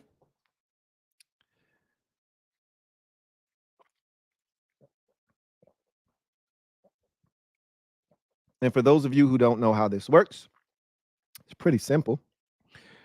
If you want your comment to be read, use the hashtag LouieTLive. And if time permits, we will get to your comment and we will address it and we will discuss it. If you want to ensure that your comment is read, the best way to do that is to use the super chat function. That will ensure that your comment is read and that we discuss it, and it allows you to jump to the front of the line, right? So with that said, my guy Christopher McLaughlin kicks us off tonight. Really appreciate you, Chris. Thank you for being a member of the MOBB. As always, truly appreciate you and all that you do. My guy Chris writes, "Hey Lou, hope all is well with you and the family." Likewise, Chris, really appreciate you. Says 4 questions. 1, what NFC and AFC team do you expect to take a step back this season and why? 3 and 4, what one receiver outside of Terry is the most underrated in the NFC and AFC and why? So let's discuss. So your first question was a 2-parter. What NFC and AFC team do you expect to take a step back this season and why? So last year, my biggest step back team, I think, was Tennessee. I really thought the Titans would suck last year, and they did. This year in the NFC, the Vikings, for obvious reasons, are going to be the biggest step back team. They didn't make the playoffs last year, but we went into last year expecting them to be a good team. And I really believe that if Kirk and Justin Jefferson don't get hurt, they make it to the playoffs last year. Even with the turmoil at quarterback and Jefferson being out for a huge chunk of the season last year, they still were in the mix down the stretch. So We just felt like Minnesota was a good team. They took a step back. I could see either of the NFC teams, Dallas or Philadelphia, taking a massive step back to the point where one of them doesn't make the postseason. I could see that. I really, truly could see that. But I think it's Minnesota for me. Last year, we went into the season expecting Minnesota to make the playoffs. They did not. Um, there's no bounce back because Sam Darnold is your quarterback. You saw where I had them ranked in the NFC. If you're looking for a playoff team who made the playoffs last year to not make it this year, I would say that let's go through the list of playoff teams in the NFC last year. So the 7 seed was Green Bay. They played the 2-seeded Cowboys. The 6 seed was the who was the other wild card? Well, one of the other wild cards. Who was the 3? So let's get all the division winners out the way first. That'll help. The number 1 bye team was the 49ers. The Cowboys were the 2 seed. The 3 seed belonged to the winner of the NFC. Lions. Lions were the 3 seed, and then the Bucks were the 4 seed. So the Rams were the 6 seed, and the Eagles were the 5 seed. Bucks. Bucks will be the biggest step back team. If you're looking for a team that made the playoffs last year that I don't think is are going to make it this year, it's the Tampa Bay Buccaneers. I think the Falcons are going to win that division this year. I don't trust Baker Mayfield. He had a great season last year, and not good, great. That was his best statistical season of his career. You lose your offensive coordinator, the guy that he made magic with. Now you bring in a new guy. Now that guy came from the Rams and had success with Baker, and so there's a working history there, and that's good. But I got to see it to believe it with Bake, and I think the Bucks are the team. And there may be two or three teams. Again, I could see Dallas not making the playoffs this year, right? I can see Philadelphia, falling completely off the table, off the grid. I don't see that happening, but I wouldn't be shocked if it did. I think it's more likely to be Dallas than it is Philadelphia, but it could be either one of those teams. It won't be both of them, but it could be either one of those teams. But it's Tampa Bay for me. But I think Minnesota is the biggest loser in all of this because they were supposed to be a playoff team last year. They were the 2 seed the year before that. Now they're one of the worst teams in the conference. I think Tampa takes a step back though and miss. But we didn't expect Tampa to win last year. We expect them to be, in the mix this year. But it wouldn't surprise anybody if Tampa didn't make the playoffs this year, right? So AFC wise, it's the Bills. They're on watch because now the Jets are for real with Aaron Rodgers. The Dolphins aren't going away, and the Patriots, while they still stink, they're going to be hyper competitive. And so I just think it's the Bills, right? They didn't do enough to me. They didn't have any money, right? They went for it and they didn't get it. And when you do that, there's a price to pay.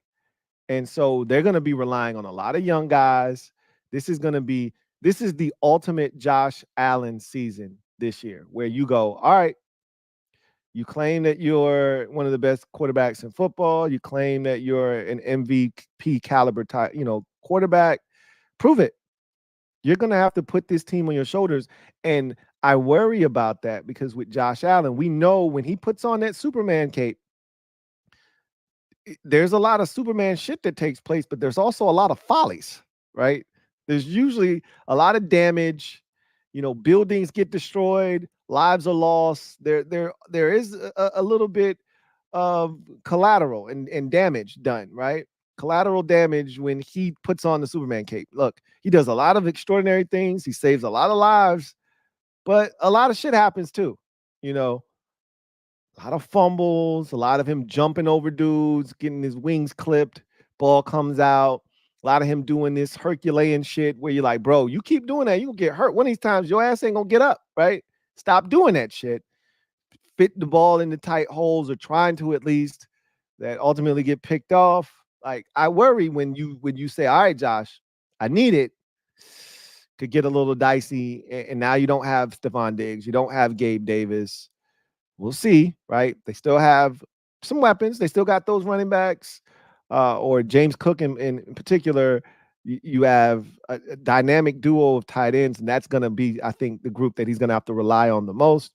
Um, the receiver position leaves a lot to be desired. We'll see just how much they can get out of the rookie receiver out of Florida State. But ultimately, I'm rooting for him. I like the kid. So, but ultimately, I think Buffalo is the odd man out. I mean, they were struggling last year, and they had to win their final 5 games of the season after they found themselves at 6-6. They were at a crossroads, and they had to win the final 5 games of the season, not only to win the division, but to make the playoffs. So I could see them finally, having that fire extinguished in that division with the rise of the Jets. The Jets to me are the X factor and the wild card there. If the Jets aren't good, if Aaron Rodgers is a massive failure, in New York with the Jets, then the Bills will be the biggest beneficiary. They'll be the team that continues to ride in that division. If the Jets step up and do the things that we think they're capable of doing with Aaron Rodgers, the Bills will be the team that ultimately has to pay the price for that. So those are the 2 teams. And then you asked me what one receiver outside of Terry McLaurin is the most underrated in the NFC and AFC, and why. So it's easy in the NFC. I mean, this one, we talk about this all the time. The guy that gets no respect, he's the Rodney Dangerfield of the NFL, can't get no respect, is Mike Evans. This man has set so many NFL records. This is a guy that I think the record he's currently in the process of setting, each year he extends that record out even further. I don't know if anyone will break it. Now, there are guys that are, like Justin Jefferson, for instance, who are tracking towards that. But even Jefferson last year barely made it to 1,000 yards. And you have to stay healthy in order to break that record, which is the most seasons to start an NFL career of 1,000 yards. And Mike Evans did that with a ton of quarterbacks, guys that, we didn't think fondly of. There were some Jameis Winston years. There were some Ryan Fitzpatrick years in there. Obviously Tom Brady was great, but then Baker Mayfield. He's done a lot with a little, and he's always showed up. He's always played well. He's always been reliable, and it's going to be hard for a guy to play every season enough games. Be like, if Justin Jefferson didn't start off the season on such a torrid pace last year, he would not have cracked 1,000 yards. The only reason he cracked 1,000 yards is because he went ape shit in the first 4 or 5 games of the season. So Mike Evans, when we start talking about best receivers in football, he never gets mentioned.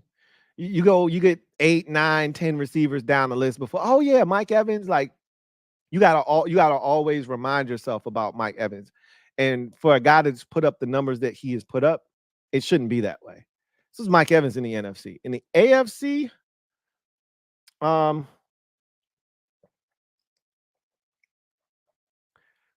he's in the NFC now.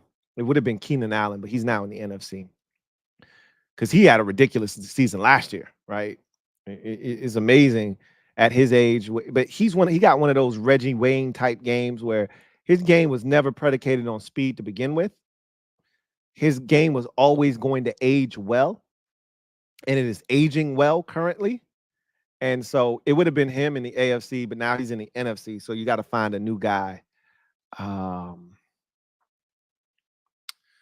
Who is underappreciated at the receiver position in the AFC? You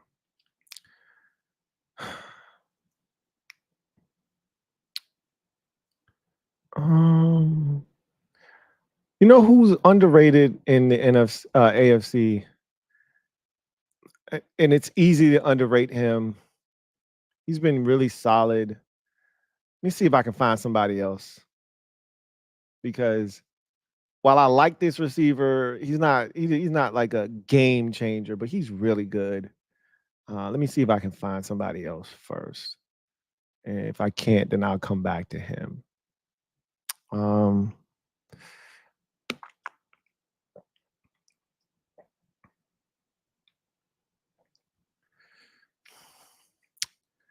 I'm probably gonna have to go with him. So there's some young receivers that are really good in the AFC. One of them just got paid, and it's Michael Pittman Jr. He's been really good for the Colts. At times, he's the only weapon that they have that you have to worry about as a pass catcher. They've tried and tried to add guys. I think they might have a good mix now. They drafted Adonai Mitchell. They got the Downs kid from UNC who I showed flashes last year. So I think they feel good about Josh Downs. You draft Adonai Mitchell, and you still have Alec Pierce. So they've surrounded the quarterback, you feel like, with good talent, but the guy that makes that engine go at the receiver position is Michael Pittman Jr. He doesn't get a lot of credit for what he is able to do, and the Colts rewarded him. He had a big season last year, and he's been really consistent throughout his career to this point.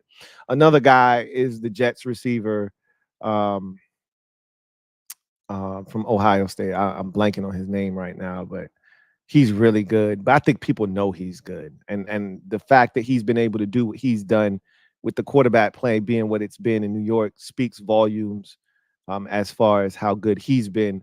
But I think nobody really gives a lot of credit to Michael Pittman Jr. He's a lot like um, Mike Evans in his build, in his game.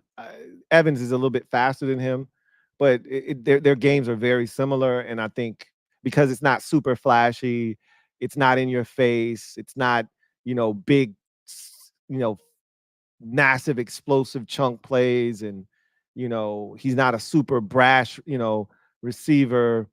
Um, Similar to Mike Evans, kind of low key, and he plays in Indy. That doesn't help either. You just don't talk about him, right? So those are the two right now that I would say. Um, my guy Christopher McLaughlin, thank you for the super chat. Greatly appreciate you. Double up. Thank you for doubling it up. My guy Chris writes, "Hey Lou, 4 questions. 1, 2. How optimistic are you that the U.S. men's basketball team will win gold in the Olympics? And what is the one area of concern and why? 3 and 4. Which one NFC or AFC coach is on the hot seat the most this season and why?" So I'll quickly answer the basketball question. Yes, they'll win gold. Um, this is the best team that they've assembled in quite a while. Yeah, they got a little bit of a scare in the little exhibition the other day against Australia, but ultimately you got guys out with injury, and if everybody's healthy, if KD's healthy, if everybody plays, like LeBron and Steph and those guys aren't going to allow them to lose. Tatum and all this is a really good. I get it. LeBron's up there in age, Steph's getting up there in age. Like, I get it. They're older, but they're still really good players. They're still the best players in the world. And I know that these games matter, but they're still feeling each other out. You still got to learn how to play with guys that you don't play with all the time. And also, Anthony Edwards, like they got enough talent that they'll figure it out. And if everybody's playing, there's no way that this group's gonna lose. Now, I think the next go round could be a little dicey because KD. I mean, I would expect KD to not be playing. He'll be 4 years older. LeBron already said he won't be playing. This is his last Olympics. Steph's like, this is my one and only Olympics. So and again, there'll be a new generation of stars, guys that'll go over there, and they probably will be able to hold it down. But I worry, right? I worry. We'll see. But this one, I don't really feel any angst about this group. It's just too much talent. They don't win the gold. That's a problem. You got Ant Edwards, you got Jason Tatum, you got LeBron James, you got Steph Curry. The one thing I worry about are the bigs. Like Joel Embiid is struggling, right? That's not good. But you got too many elite scorers and guys that can play the game. There's no way you shouldn't come away with the gold, and I think they will. The biggest area of concern is what I just said, the bigs. Joel has struggled so much so that they're contemplating him moving him to the bench. Um, and in the Olympics, in that European style, you got to have bigs because those European guys are very skilled down there, and they're gonna have to figure that out. Whether it's Bam Adebayo or whatever, they're gonna have to figure that portion of the situation out because that'll be the thing that unravels the team if they don't have success. Joel's gonna have to get his shit together, but he fouled out in the first game. He was largely ineffective in the second game. So that's the thing you worry about. But they'll figure it out. They'll be fine. I really don't have any issues. They'll figure it out, I think. Which NFC and AFC coach is on the hot seat the most this year going into the season? In the NFC, there are a number of coaches coming into the season on the hot seat. Um, there are a lot of guys that almost got canned last year. I think the seat that's the hottest, I think I have co-hot seats because clearly Nick Sirianni's seat is extremely hot. He almost got fired. Like literally, they mulled over the decision whether to retain him or not after getting rid of his offensive and defensive coordinators from the season ago. And he barely made it. He barely made the cut. So if they don't get it done this year, and look, they poured in a ton of resources. They gave him a lot of talent to work with. If he doesn't get it done with this group, they're gonna fire his ass. So his seat is extremely hot. Mike McCarthy's seat is hot because he's on a lame duck contract. He's going into the last year of his deal, and they didn't bother to re-up with him. They didn't bother to re-sign Dak, and they gave him a defensive coordinator on a one-year deal, which you never see. So they're essentially telling him, if you don't get it done this year, we're just not going to pick up your contract. And then I think the cold hot seats, so it's 1A, 1B with Sirianni and Matt Eberflus in Chicago. They've put in all these resources into having success. They drafted Caleb Williams. We already know that he might not be the best coach for Caleb Williams in terms of, marrying your young quarterback with a offensive-minded guy. We'll see if teams get away from that way of thinking. The Texans, it's about finding the right guy. It doesn't have to. I think that's what we saw last year with DeMeco Ryans, right? Being a defensive-minded guy and getting CJ Stroud. Just find the right guy. If Jaden Daniels works with Dan Quinn this year, I think that will, set off a chain of events that will allow teams to go back to a different way of thinking where it's like, hey, we don't have to marry our young quarterback with an offensive guy. We just got to find the right guy, right? So we'll see if that line of thinking holds up. But he's got to get it done in Chicago this year because we all thought he was fired last year, and then they got hot late, and he was able to preserve his job. But clearly, with the changes that have been made, trading for Keenan Allen, being aggressive in free agency, drafting Caleb Williams, they want to win, and they want to win now. They feel like the time is now, and so he's got to win, or they'll find somebody that they feel like can get the job done. So those are the two that I would say in the NFC, in particular. But also McCarthy, not far behind. In the AFC, I think that the seat that may be the hottest, there are a couple that I think are pretty warm, right? I don't know if there's a seat particularly that is extremely piping hot because most of those guys got fired this past offseason. There are two seats in particular, and they reside in the same division, that are rather warm, and one may be hotter than the other, and that's Robert Saleh with the Jets. I think a lot of his lack of success has been just circumstances. Excuse me. He just hasn't had the quarterback, and it's a shame. And if Rodgers doesn't get it done, he may be the fall guy here. I think his seat is warm. I don't think it's as hot as Sean McDermott's in Buffalo. They've had success, but they haven't ultimately made it to a Super Bowl yet. They've only made it to one AFC championship game. That feels like an eternity ago now. They've had really good rosters, and they haven't been able to get over the hump. They've lost home playoff games each of the last 2 seasons.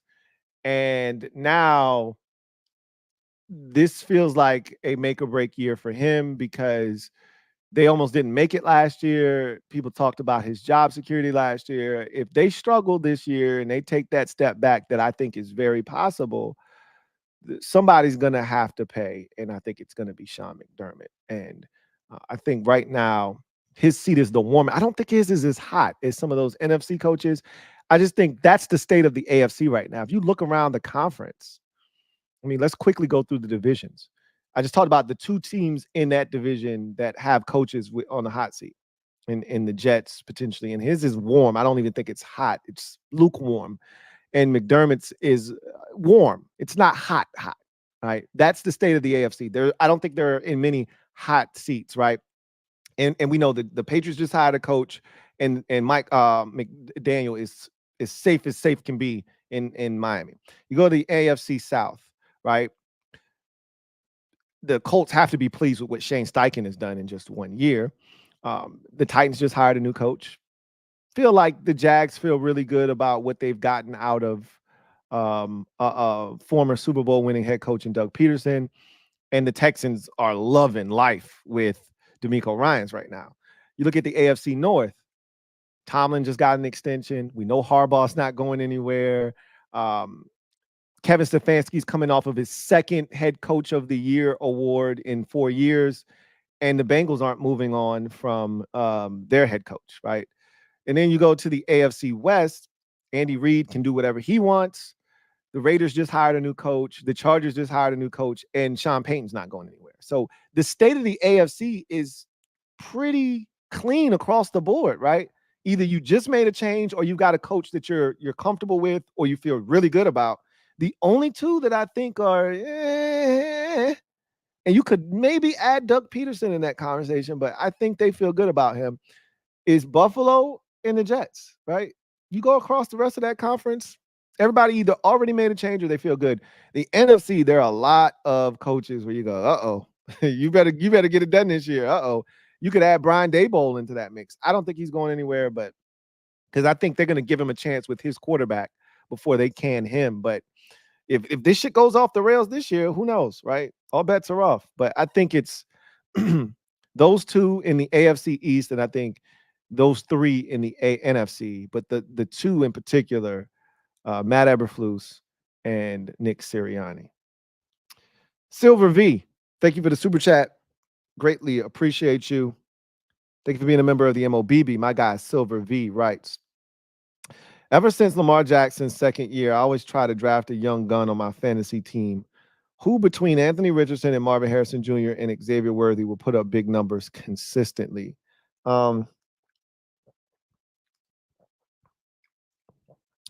So Anthony Richardson is too volatile to me. His style of play, he got broken up. He just might be one of those dudes who's built like glass. He's going to have to prove to me that that's not the case. The fact that we got to the offseason and, he's got to sit out, the shoulder's not doing, as well. But if it was a regular season game, he would have been able to play. I worry about him. He's going to run. He's going to be a mobile quarterback. He didn't last 4 games last season, 5 games, whatever it was. He didn't finish 2 or 3 games before he got hurt.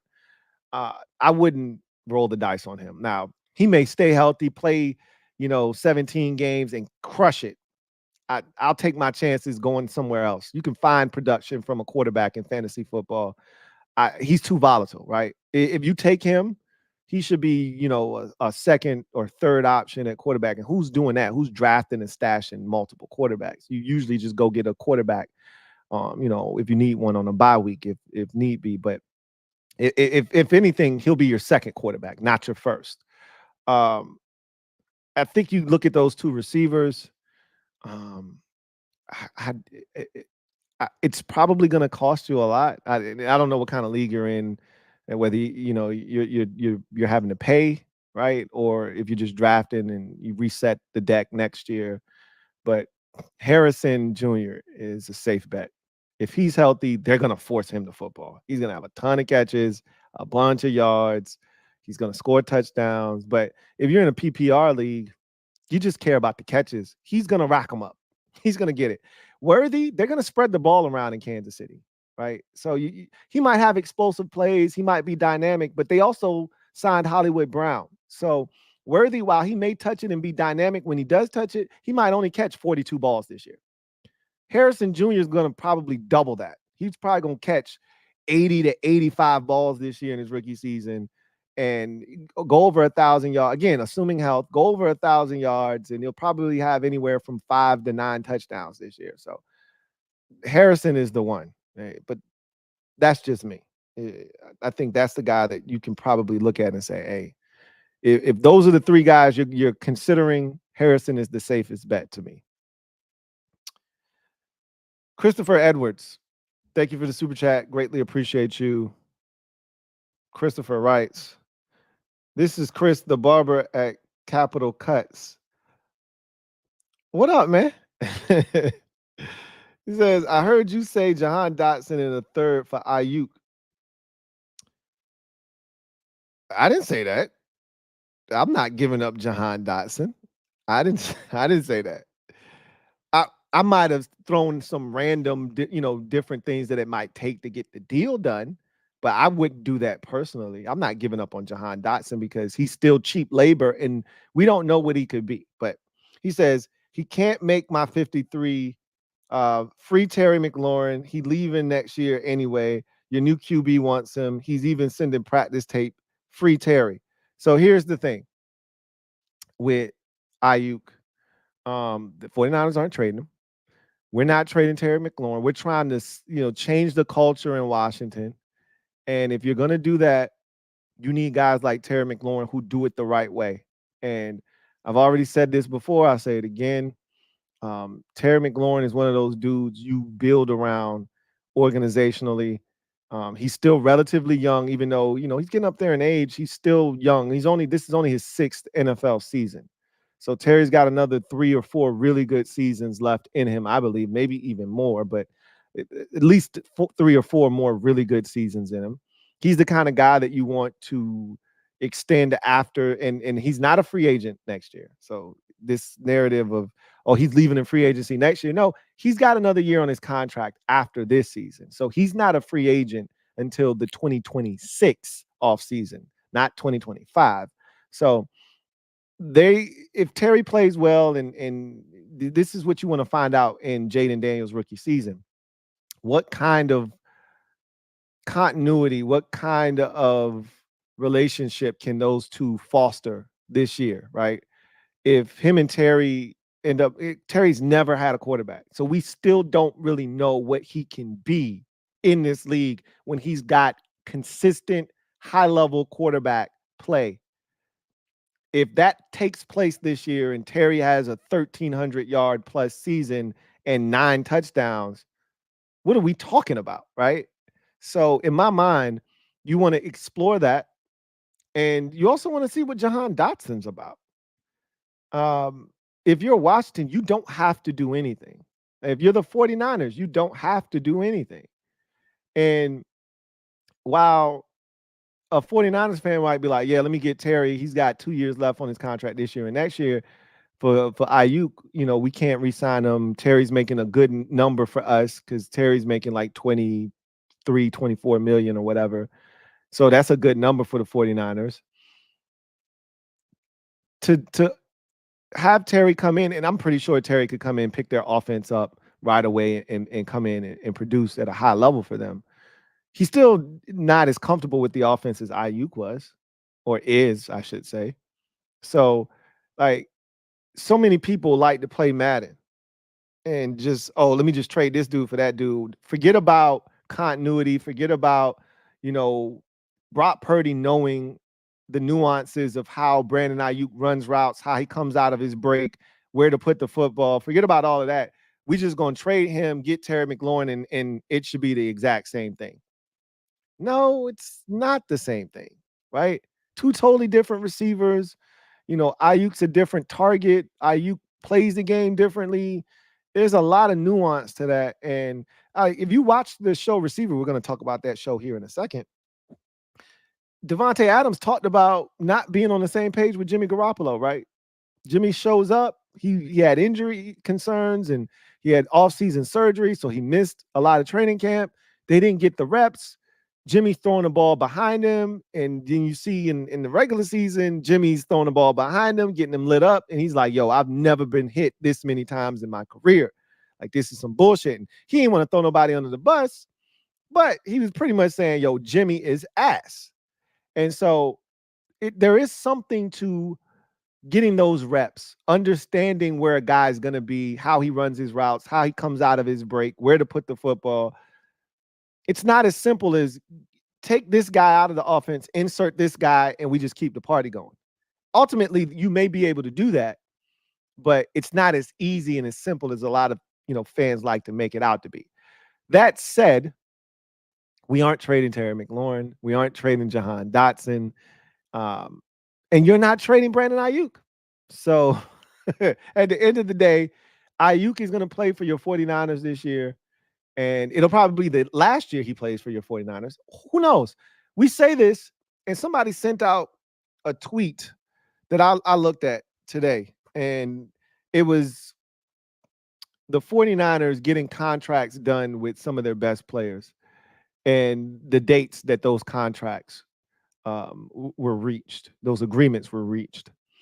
And I got my phone right here. I'm about to look up this tweet. I'm gonna find it because I thought it was a really interesting tweet, and it adds a bit of perspective to the whole conversation about Brandon Ayuk and what ultimately might happen. So this is from Nick Wagner, and I think he's a beat writer. He is an ESPN NFL reporter that covers the 49ers. And this is what the tweet says. Dates the 49ers agreed to contracts for other big stars entering the last year of their deals. Tight end George Kittle, August 13th of 2020. So they were in training camp, almost at the latter stages of training camp. They were in the preseason when George Kittle got his deal done. Fred Warner, July 21st. We have not hit July 21st yet of 2021. They got that deal done right as training camp was about to start. Deebo Samuel, July 31st. They were in camp. It had just started, and they got the Deebo Samuel deal done in 2022, July 31st. And then Nick Bosa got his deal done the first week of September 6th of 2023. So each of the last 4 years, they've gotten a big deal done with one of their best players, one of their biggest stars, and it happened either in late July into August, or even in the case of Nick Bosa, into September when the season was about to start. So I say all of that to say that they want Ayuk, and they may actually and ultimately get something done. Deadline spur action is what I always like to say. And we haven't gotten to a deadline yet. Ayuk has self-imposed the deadline. Now he wants to be traded. He don't run shit. The 49ers will make a decision as to what they want to do, how they want to do it. The only thing they can't control is if they put a number in front of Ayuk that should get it done. If he wants to play hardball and he doesn't want to sign, he doesn't have to sign it. He can say, I don't want to play for y'all no more. I'm going to play for y'all this year because I don't have a choice. I'm not signing a contract with y'all next year. You can trade me next year. You can franchise me, do whatever, but I'm not playing for y'all no more after this season. And that's fine. The 49ers, I think they understand that this might be the end of the road with him. I know they want to have him back, but they drafted receivers that I think they understand you can't sign everybody. He may be the odd man out.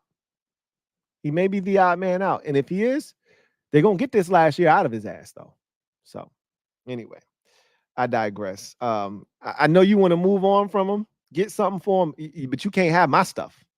Let me tell you right now, we ain't got a lot of stuff, but the stuff that we do have, we got to hold on to it. So you can't have Terry McLaurin. You can't have my guy. So let's get to the comment section real quick. See if I can grab a couple of these, and then we'll move on to the final segment of the show. Samuel says, I forgot we played Chase Young this year. Yeah, we play the Saints. We do play the Saints this year. Donald, thank you for telling me about my mic, because I did not know that it was as low when I switched scenes. So I appreciate you letting me know what the situation was. Speaking of which, let me check my mic now. Yeah, we should be good. We good now. Let's see. All right, I think we got to all the comments. So now let's get to the final segment of the show. And of course, that's garbage time.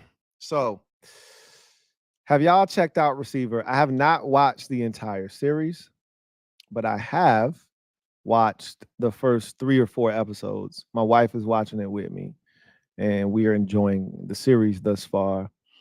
And I think they did a really good job pivoting away from the quarterbacks, because ultimately they wanted to do quarterbacks. We talked about this before. No quarterbacks of note wanted to sign up. Everybody was like, yeah, it's cool. I appreciate the offer, but I'm good. So why not pivot to a position that we're all interested in, and receivers aren't going to turn down an opportunity to be in the limelight, right? So they pivot to the receiver position, and they're following 5 different guys, 2 on the same team. One who is not actually a receiver, but he catches the football, and he's a great follow in George Kittle, obviously. Deebo Samuel, his teammate, Justin Jefferson, Amon-Ra St. Brown, and Davante Adams are the 5 guys that they are documenting in this series. So it's funny because in the quarterback series, all of the quarterbacks happen to be dealing with injuries that season. Mahomes' injury happened in the postseason.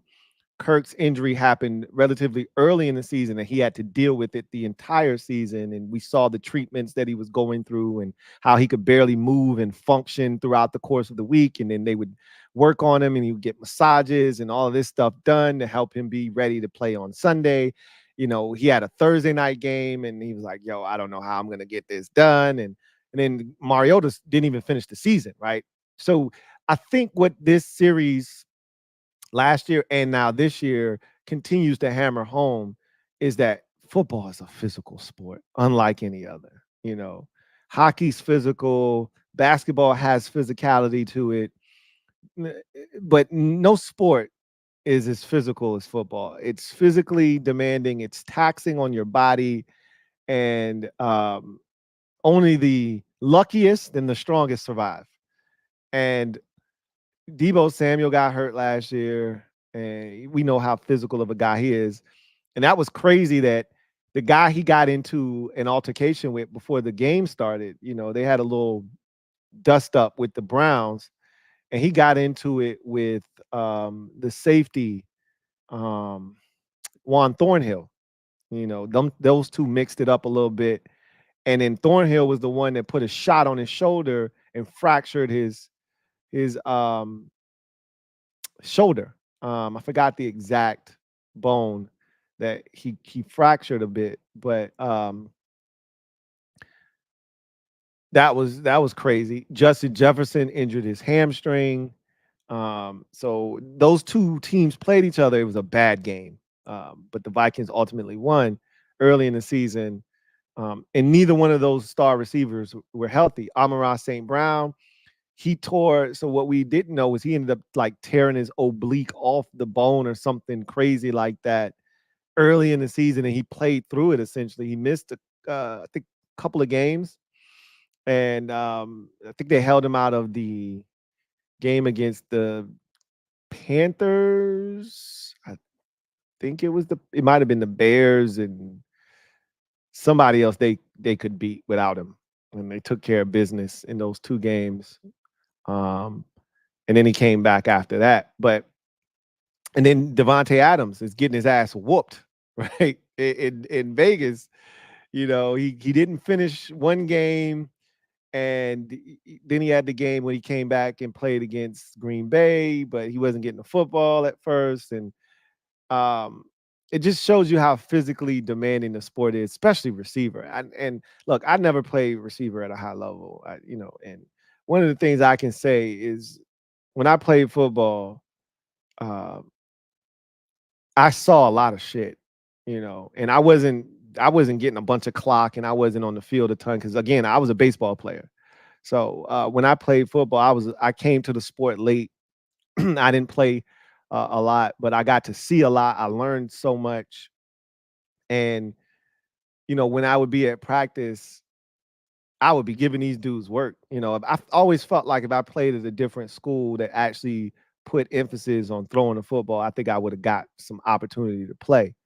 But I would be giving these dudes work, but as a receiver, you're so fixated on the football. The ball's in flight. Your job is to go get it. You don't know where the defender is. And if your quarterback doesn't do a good job of protecting you, you're going to get your ass waxed. And I remember one time getting lit the hell up at practice and seeing stars, right? And you get your ass hit. And just listening to these dudes, Kittle got hit in his dick. He was like, bro, you hit me in my dick, you know? And then Debo, like, he was playing against Dallas and he tried to get to the end zone and he turned his back and the dude hit him in his back. He's like, yo, he hit the shit out of me, bro. I was like, Devontae got hit one time and he was like, bro, he lit my ass up. I got up quick, but I had to go back down. That shit hurt. Like, you get hit, bro.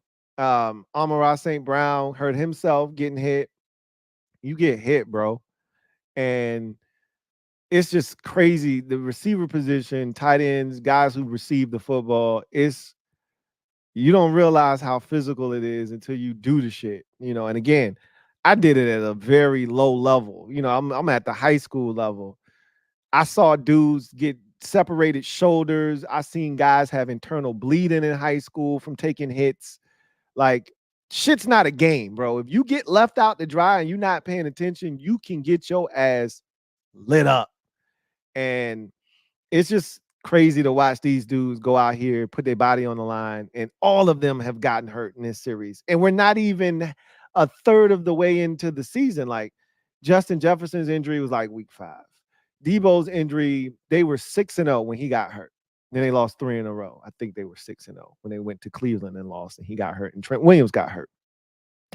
Devontae Adams got hurt in like week 4. And it was crazy because the Raiders didn't score 20 points in a game until like week 4 or 5. And they got to 20 because of a safety. I mean, they were so bad on offense. And he was so pissed off. I'm about to talk about what he had to say because that's one of the most selfish quotes I've ever heard in my life. So we got to get to that shit here in a second. And then, Amon-Ra St. Brown got hurt in like week 4. The Lions got off to like a 3-1. I think they were like,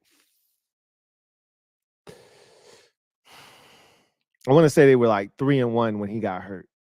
And then he missed the 2 games. No, I think he got hurt in like week 4. They were like 2-1, and he got hurt in that game. Came back and played, finished the game. Then he missed the next 2 games, and then he came back. I think that's where we left off. He came back against Tampa, and they beat the Buccaneers. And so, but that was relatively early in the season. So, you're not even talking about the first half of the season, and all of the receivers on this show have been injured already. And with the exception of Devontae Adams, missed time. And the only reason Adams hasn't missed time is because he's playing through an excruciating injury, right? He's having to gut it out, essentially. So the things these guys do to put themselves in a position to play, the therapy, the treatment, it's next level shit. So when you hear a guy getting X amount of dollars or a guy squabbling over $2-3 million, shut the hell up. That's essentially my biggest takeaway. Shut your ass up. This is why I always side with players. Yeah, they know what they signed up for. You can't do that shit. You're not willing to put your body out there and risk the shit that they risk. Um, it's a physically demanding sport, and you got to get it while you can. But Devontae Adams, man, we got to talk about this shit this man said after they won against the Green Bay Packers on a Sunday night. I normally I I'm aware of all of the shit that is said, and we talk about it on this podcast throughout the season, and I normally don't miss quotes like that. But this man, after the Green Bay win, he didn't get the ball hardly in the first half of the game, and then in the second half, they started feeding him a little bit, and it helped propel them to a narrow victory over the Packers. And he was already frustrated because he had started off the season very slow, and he was banged up. And there's nothing worse than being injured, losing games, and not getting the football when you're used to being fed the ball no matter what. So after they beat the Packers on a Sunday night, his former team, he gets to the podium, and this man has the audacity to say, for me, it's not about wins and losses. It's about greatness. Wait, what? What? Wait a minute. What did you just say? It's not about wins and losses. It's about greatness. So you're telling me that you're putting your goals, your individual goals ahead of the team goals. Because even if as a receiver you're thinking that, you're never actually supposed to say that out loud. It's okay. I would actually advocate for you to have personal goals. You should, as a receiver, like Amon-Ra St. Brown, has on a pad. I want 1,500 yards, 12 touchdowns, and whatever, 150 catches. I think is what his goals for the season were. Yeah, they're outlandish, but that's what you set the bar high, right? Like that's what you do. Um, but I assure you that if he had 3 catches for 43 yards and the Lions won by, you know, 13 points, he's going to be satisfied. They won the game. He's not going to be upset because he didn't get 13 targets and have, 9 catches for 119 yards and a tut, right? Like, how selfish can you be? And I get that Devontae Adams has played at the highest of levels with Aaron Rodgers, and he's used to being fed the football. He's used to being the focal point of the offense. He's used to being one of the main reasons why they win the game, right? I get all of that. But you can't, and out of one side of your mouth, say, I was in Green Bay and we did a lot of good things, but ultimately we didn't get it done. And there's a lot left for me to do because we didn't win a Super Bowl. And then out of the other side of your mouth, say, it ain't about wins and losses, it's about greatness. And everybody knows who I am in this league and know what I'm about and know what I can do. And he tried to clean it up, but you already put your foot in your mouth, bro. Like, you can't say it's not about wins and losses. That's exactly what it's about. That's what it ultimately boils down to at the end of the day. It's one thing if you lose the game and the offense is struggling and you're not getting a rock. Yeah, okay, you damn right. You should be pissed off because at the end of the day, you have the ability to affect the outcome of the game. And if y'all not getting me the ball and we losing, I have a problem with that. But to then say after a win that this shit ain't, I need the ball more. I don't care that we won the game.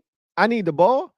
So essentially it sounds like you would have rather lost that game, but had 18, catches, 18 targets and 13 catches for 174 yards and a touchdown in a losing effort, but you would have been satisfied because it's about greatness for you. What?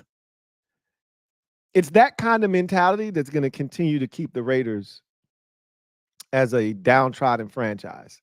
Now, look, I think Adams is a good teammate, and he did a really good job of not throwing anybody under the bus. when he could have. He said, "Man, I've gotten hit more times this year than I have in my entire career." And you know why? He didn't have to deal with that shit with Aaron Rodgers. He was catching back shoulder fade. Aaron was keeping him out of traffic, right? Back shoulder fades out on the outside on the perimeter, goal balls down the sidelines. If he did run something over the middle of the field, Aaron was going to protect him. He didn't have to worry about Jimmy Garoppolo, getting him lit up, sending him to the Wolves to get blasted. There was an interception against the Patriots where the ball's behind him. He's trying to corral it. As he turns to run, bow, he gets blasted. The ball goes flying in the air and it gets picked off. Like, he's getting his ass whooped. And it's because of Jimmy Garoppolo, because he's ass.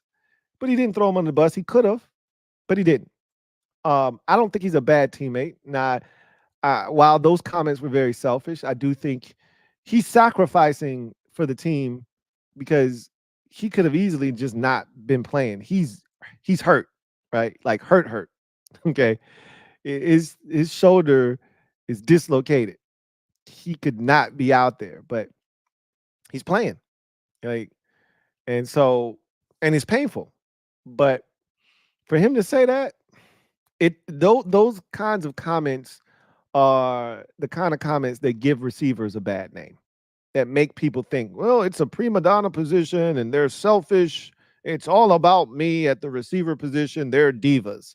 It's comments like that that lend itself to that conversation. And that's not at all the case for a lot of these guys. You see Deebo Samuel, the kind of teammate he is and what he means to that football team on and off the field. Like, you see what Amon-Ra St. Brown's about. And I was thinking about my girl Condo P, Miss Perry. Me and her, we always talk about Amon-Ra St. Brown in that goddamn list, right? And I knew it. I said, watch, they're gonna bust that goddamn list out sometime in the first 2 episodes. And sure enough, first goddamn episode, Amon-Ra St. Brown and his stinking ass list of receivers that went ahead of him. And all I could do was just roll my eyes. And I thought about Miss Perry. I was like, if she was here watching this with me, she would go, not this shit again. Because we and her both talked about it. Like, if we got to hear about this stinking ass list of receivers that went ahead of him and how he's got it written down in a notebook and he looks at it all the time. And I can recall all of the receivers. It's no different than the Brady 6 or Brady 8 or whatever, however many quarterbacks went in front of Brady. Who gives a shit at this point? All right, we get it. All right, you were overlooked. You had a bunch of receivers who aren't as successful as you, and some of the guys that went in the first round of that year's draft class are playing well, but a lot of guys on that list, and I always it hits a little different for me because De'Ami Brown is in front of him, and he talked shit about De'Ami Brown when we played the Lions 2 years ago, and he was like, I didn't see him on the field that much, and I was like, shut up. Right? We know we made a mistake. Shut your ass up. But we got to listen to this shit every time he's being interviewed or every time he's on some documentary. I can recall all 16 receivers that were drafted ahead of me. And then, of course, he spits out the list and you're like, okay, bro, we get this shit. God damn. How many times do we got to go through this shit? We get it. I look at this pad every time before a game and it gets me going. Okay, we get the shit, bro. You were underdrafted. You were overlooked throughout the process. You're proving people wrong. You got a chip on your shoulder. We get it, bro. We get it. But ultimately, it's been an outstanding series thus far. I can't wait to finish it. It's going to be heartbreak for the 49ers again because it started off with them talking about not winning the Super Bowl back in 2020. And the heartbreak of, losing in the NFC Championship game in 21 to the Rams, losing in the NFC Championship game in 22 to the Eagles. And then this season, it feels different. And Deebo and George are like, yo, this season feels different. We've never gotten off to this kind of a start. The first 4 games of the season, they were averaging like 35 points a game. They had just beat the brakes off of Dallas. And Kittle had 3 touchdown catches and Deebo was eating and the team was playing at this ridiculously high level. The defense was good. The offense was great. And he's like, yo, this feels special. And to know what the outcome is going to be, It's crazy because I can tell you this, they always do a really good job of picking, the players to follow because they pick Mahomes, obviously, for the quarterback series. They win the Super Bowl. They picked Kirk Cousins, and the Vikings had some of the craziest come from behind victories in NFL history that season. Like all those close wins, the Indianapolis improbable comeback when they were down by a gajillion points, the Buffalo win where Justin Jefferson snags the 4th and like 29 one-handed grab. I know it was like 4th and 21 or something like that, 4th and 18, whatever it was. He goes up between two defenders, one hand snags it, and they come back and win that game in overtime. And they had so many crazy wins that season. They picked some really good dudes to follow for the quarterback series, and they picked some really good dudes to follow here. Amon-Ra St. Brown. The Lions have never been haven't been this good since the early 90s. The last time they went to the NFC Championship game was 91. The last time they won a division was never, right? They've never won the NFC North Division. They won the Central. That's what the division was called the last time they won it. They've never won the NFC North. They've never played a home playoff game um, since moving to Ford Field. And here they are, right? Going all the way to the NFC Championship, having this magical run. And Amon-Ra St. Brown is going to take us along for that ride. And same thing with the 49ers, getting all the way to the Super Bowl. The team that stopped you from hoisting the Lombardi the last time is standing in your way, and they're not going to get it done again. So I can't wait to finish watching it. I know it's going to be tremendous. And they got it right again. They followed, much like the quarterback series where they followed two really good teams, two really good players, and ultimately because you followed those players, you followed those teams. They're doing it again here, right? Unfortunately for Adams, boy, I feel bad for him, but I don't. You made your bed, now you have to lie in it. You wanted to leave Green Bay to go play with your boy, Derek Carr, which is why you went to the Raiders in the first place. He's no longer there, and now you're stuck, right? And you still don't have a quarterback. So it's a tough situation that he finds himself in. I saw something today where it came out, his agent was like, he's not going to be traded. But we know that the fact that you're coming out and saying that he's not going to be traded means 4 weeks in, when the Raiders stink and the quarterback position is desolate and it's a wasteland, your man's is gonna be like, yo, get me the F out of here. I mean, he's already talking that shit in the series about, and remember, we talked about that quote last year because I thought he was gonna demand a trade last year. And had Josh McDaniels remained the coach, he might have requested out of there. But Antonio Pierce injected life into that entire organization. But you remember he was talking that shit last year. I ain't got but so much time. Like, I ain't got time to waste, right? That was a shot at the Raiders organization, but particularly the quarterback position. Like, I don't got time for this shit, bro. I'm trying to win a Super Bowl. If you ain't gonna put, the talent that we need out here on the field, then I need to be put somewhere else where that talent exists, because I don't got time for this shit. You don't think that's gonna happen again this year with Aiden O'Connell and Gardner Minshew at quarterback? Bless your heart, man. It's going to be interesting to see how that situation goes. But anyway, I digress. That's going to do it for me, your man Louie T, here on the 431st installment of the Louie T Network podcast. I look forward to chopping it up with you guys tomorrow when we go over the AFC power rankings, pre-camp power rankings.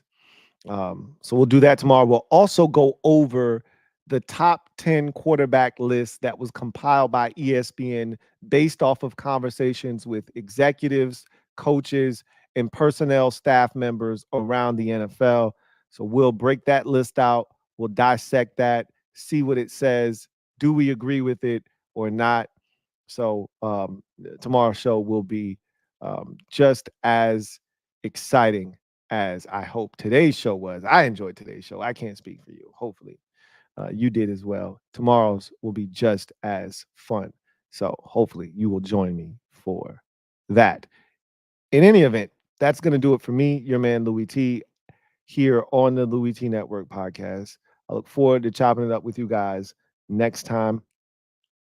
Y'all know what it is. If you haven't already hit the like button, please do so. If you haven't already subscribed to the Louie T Network, you know what to do.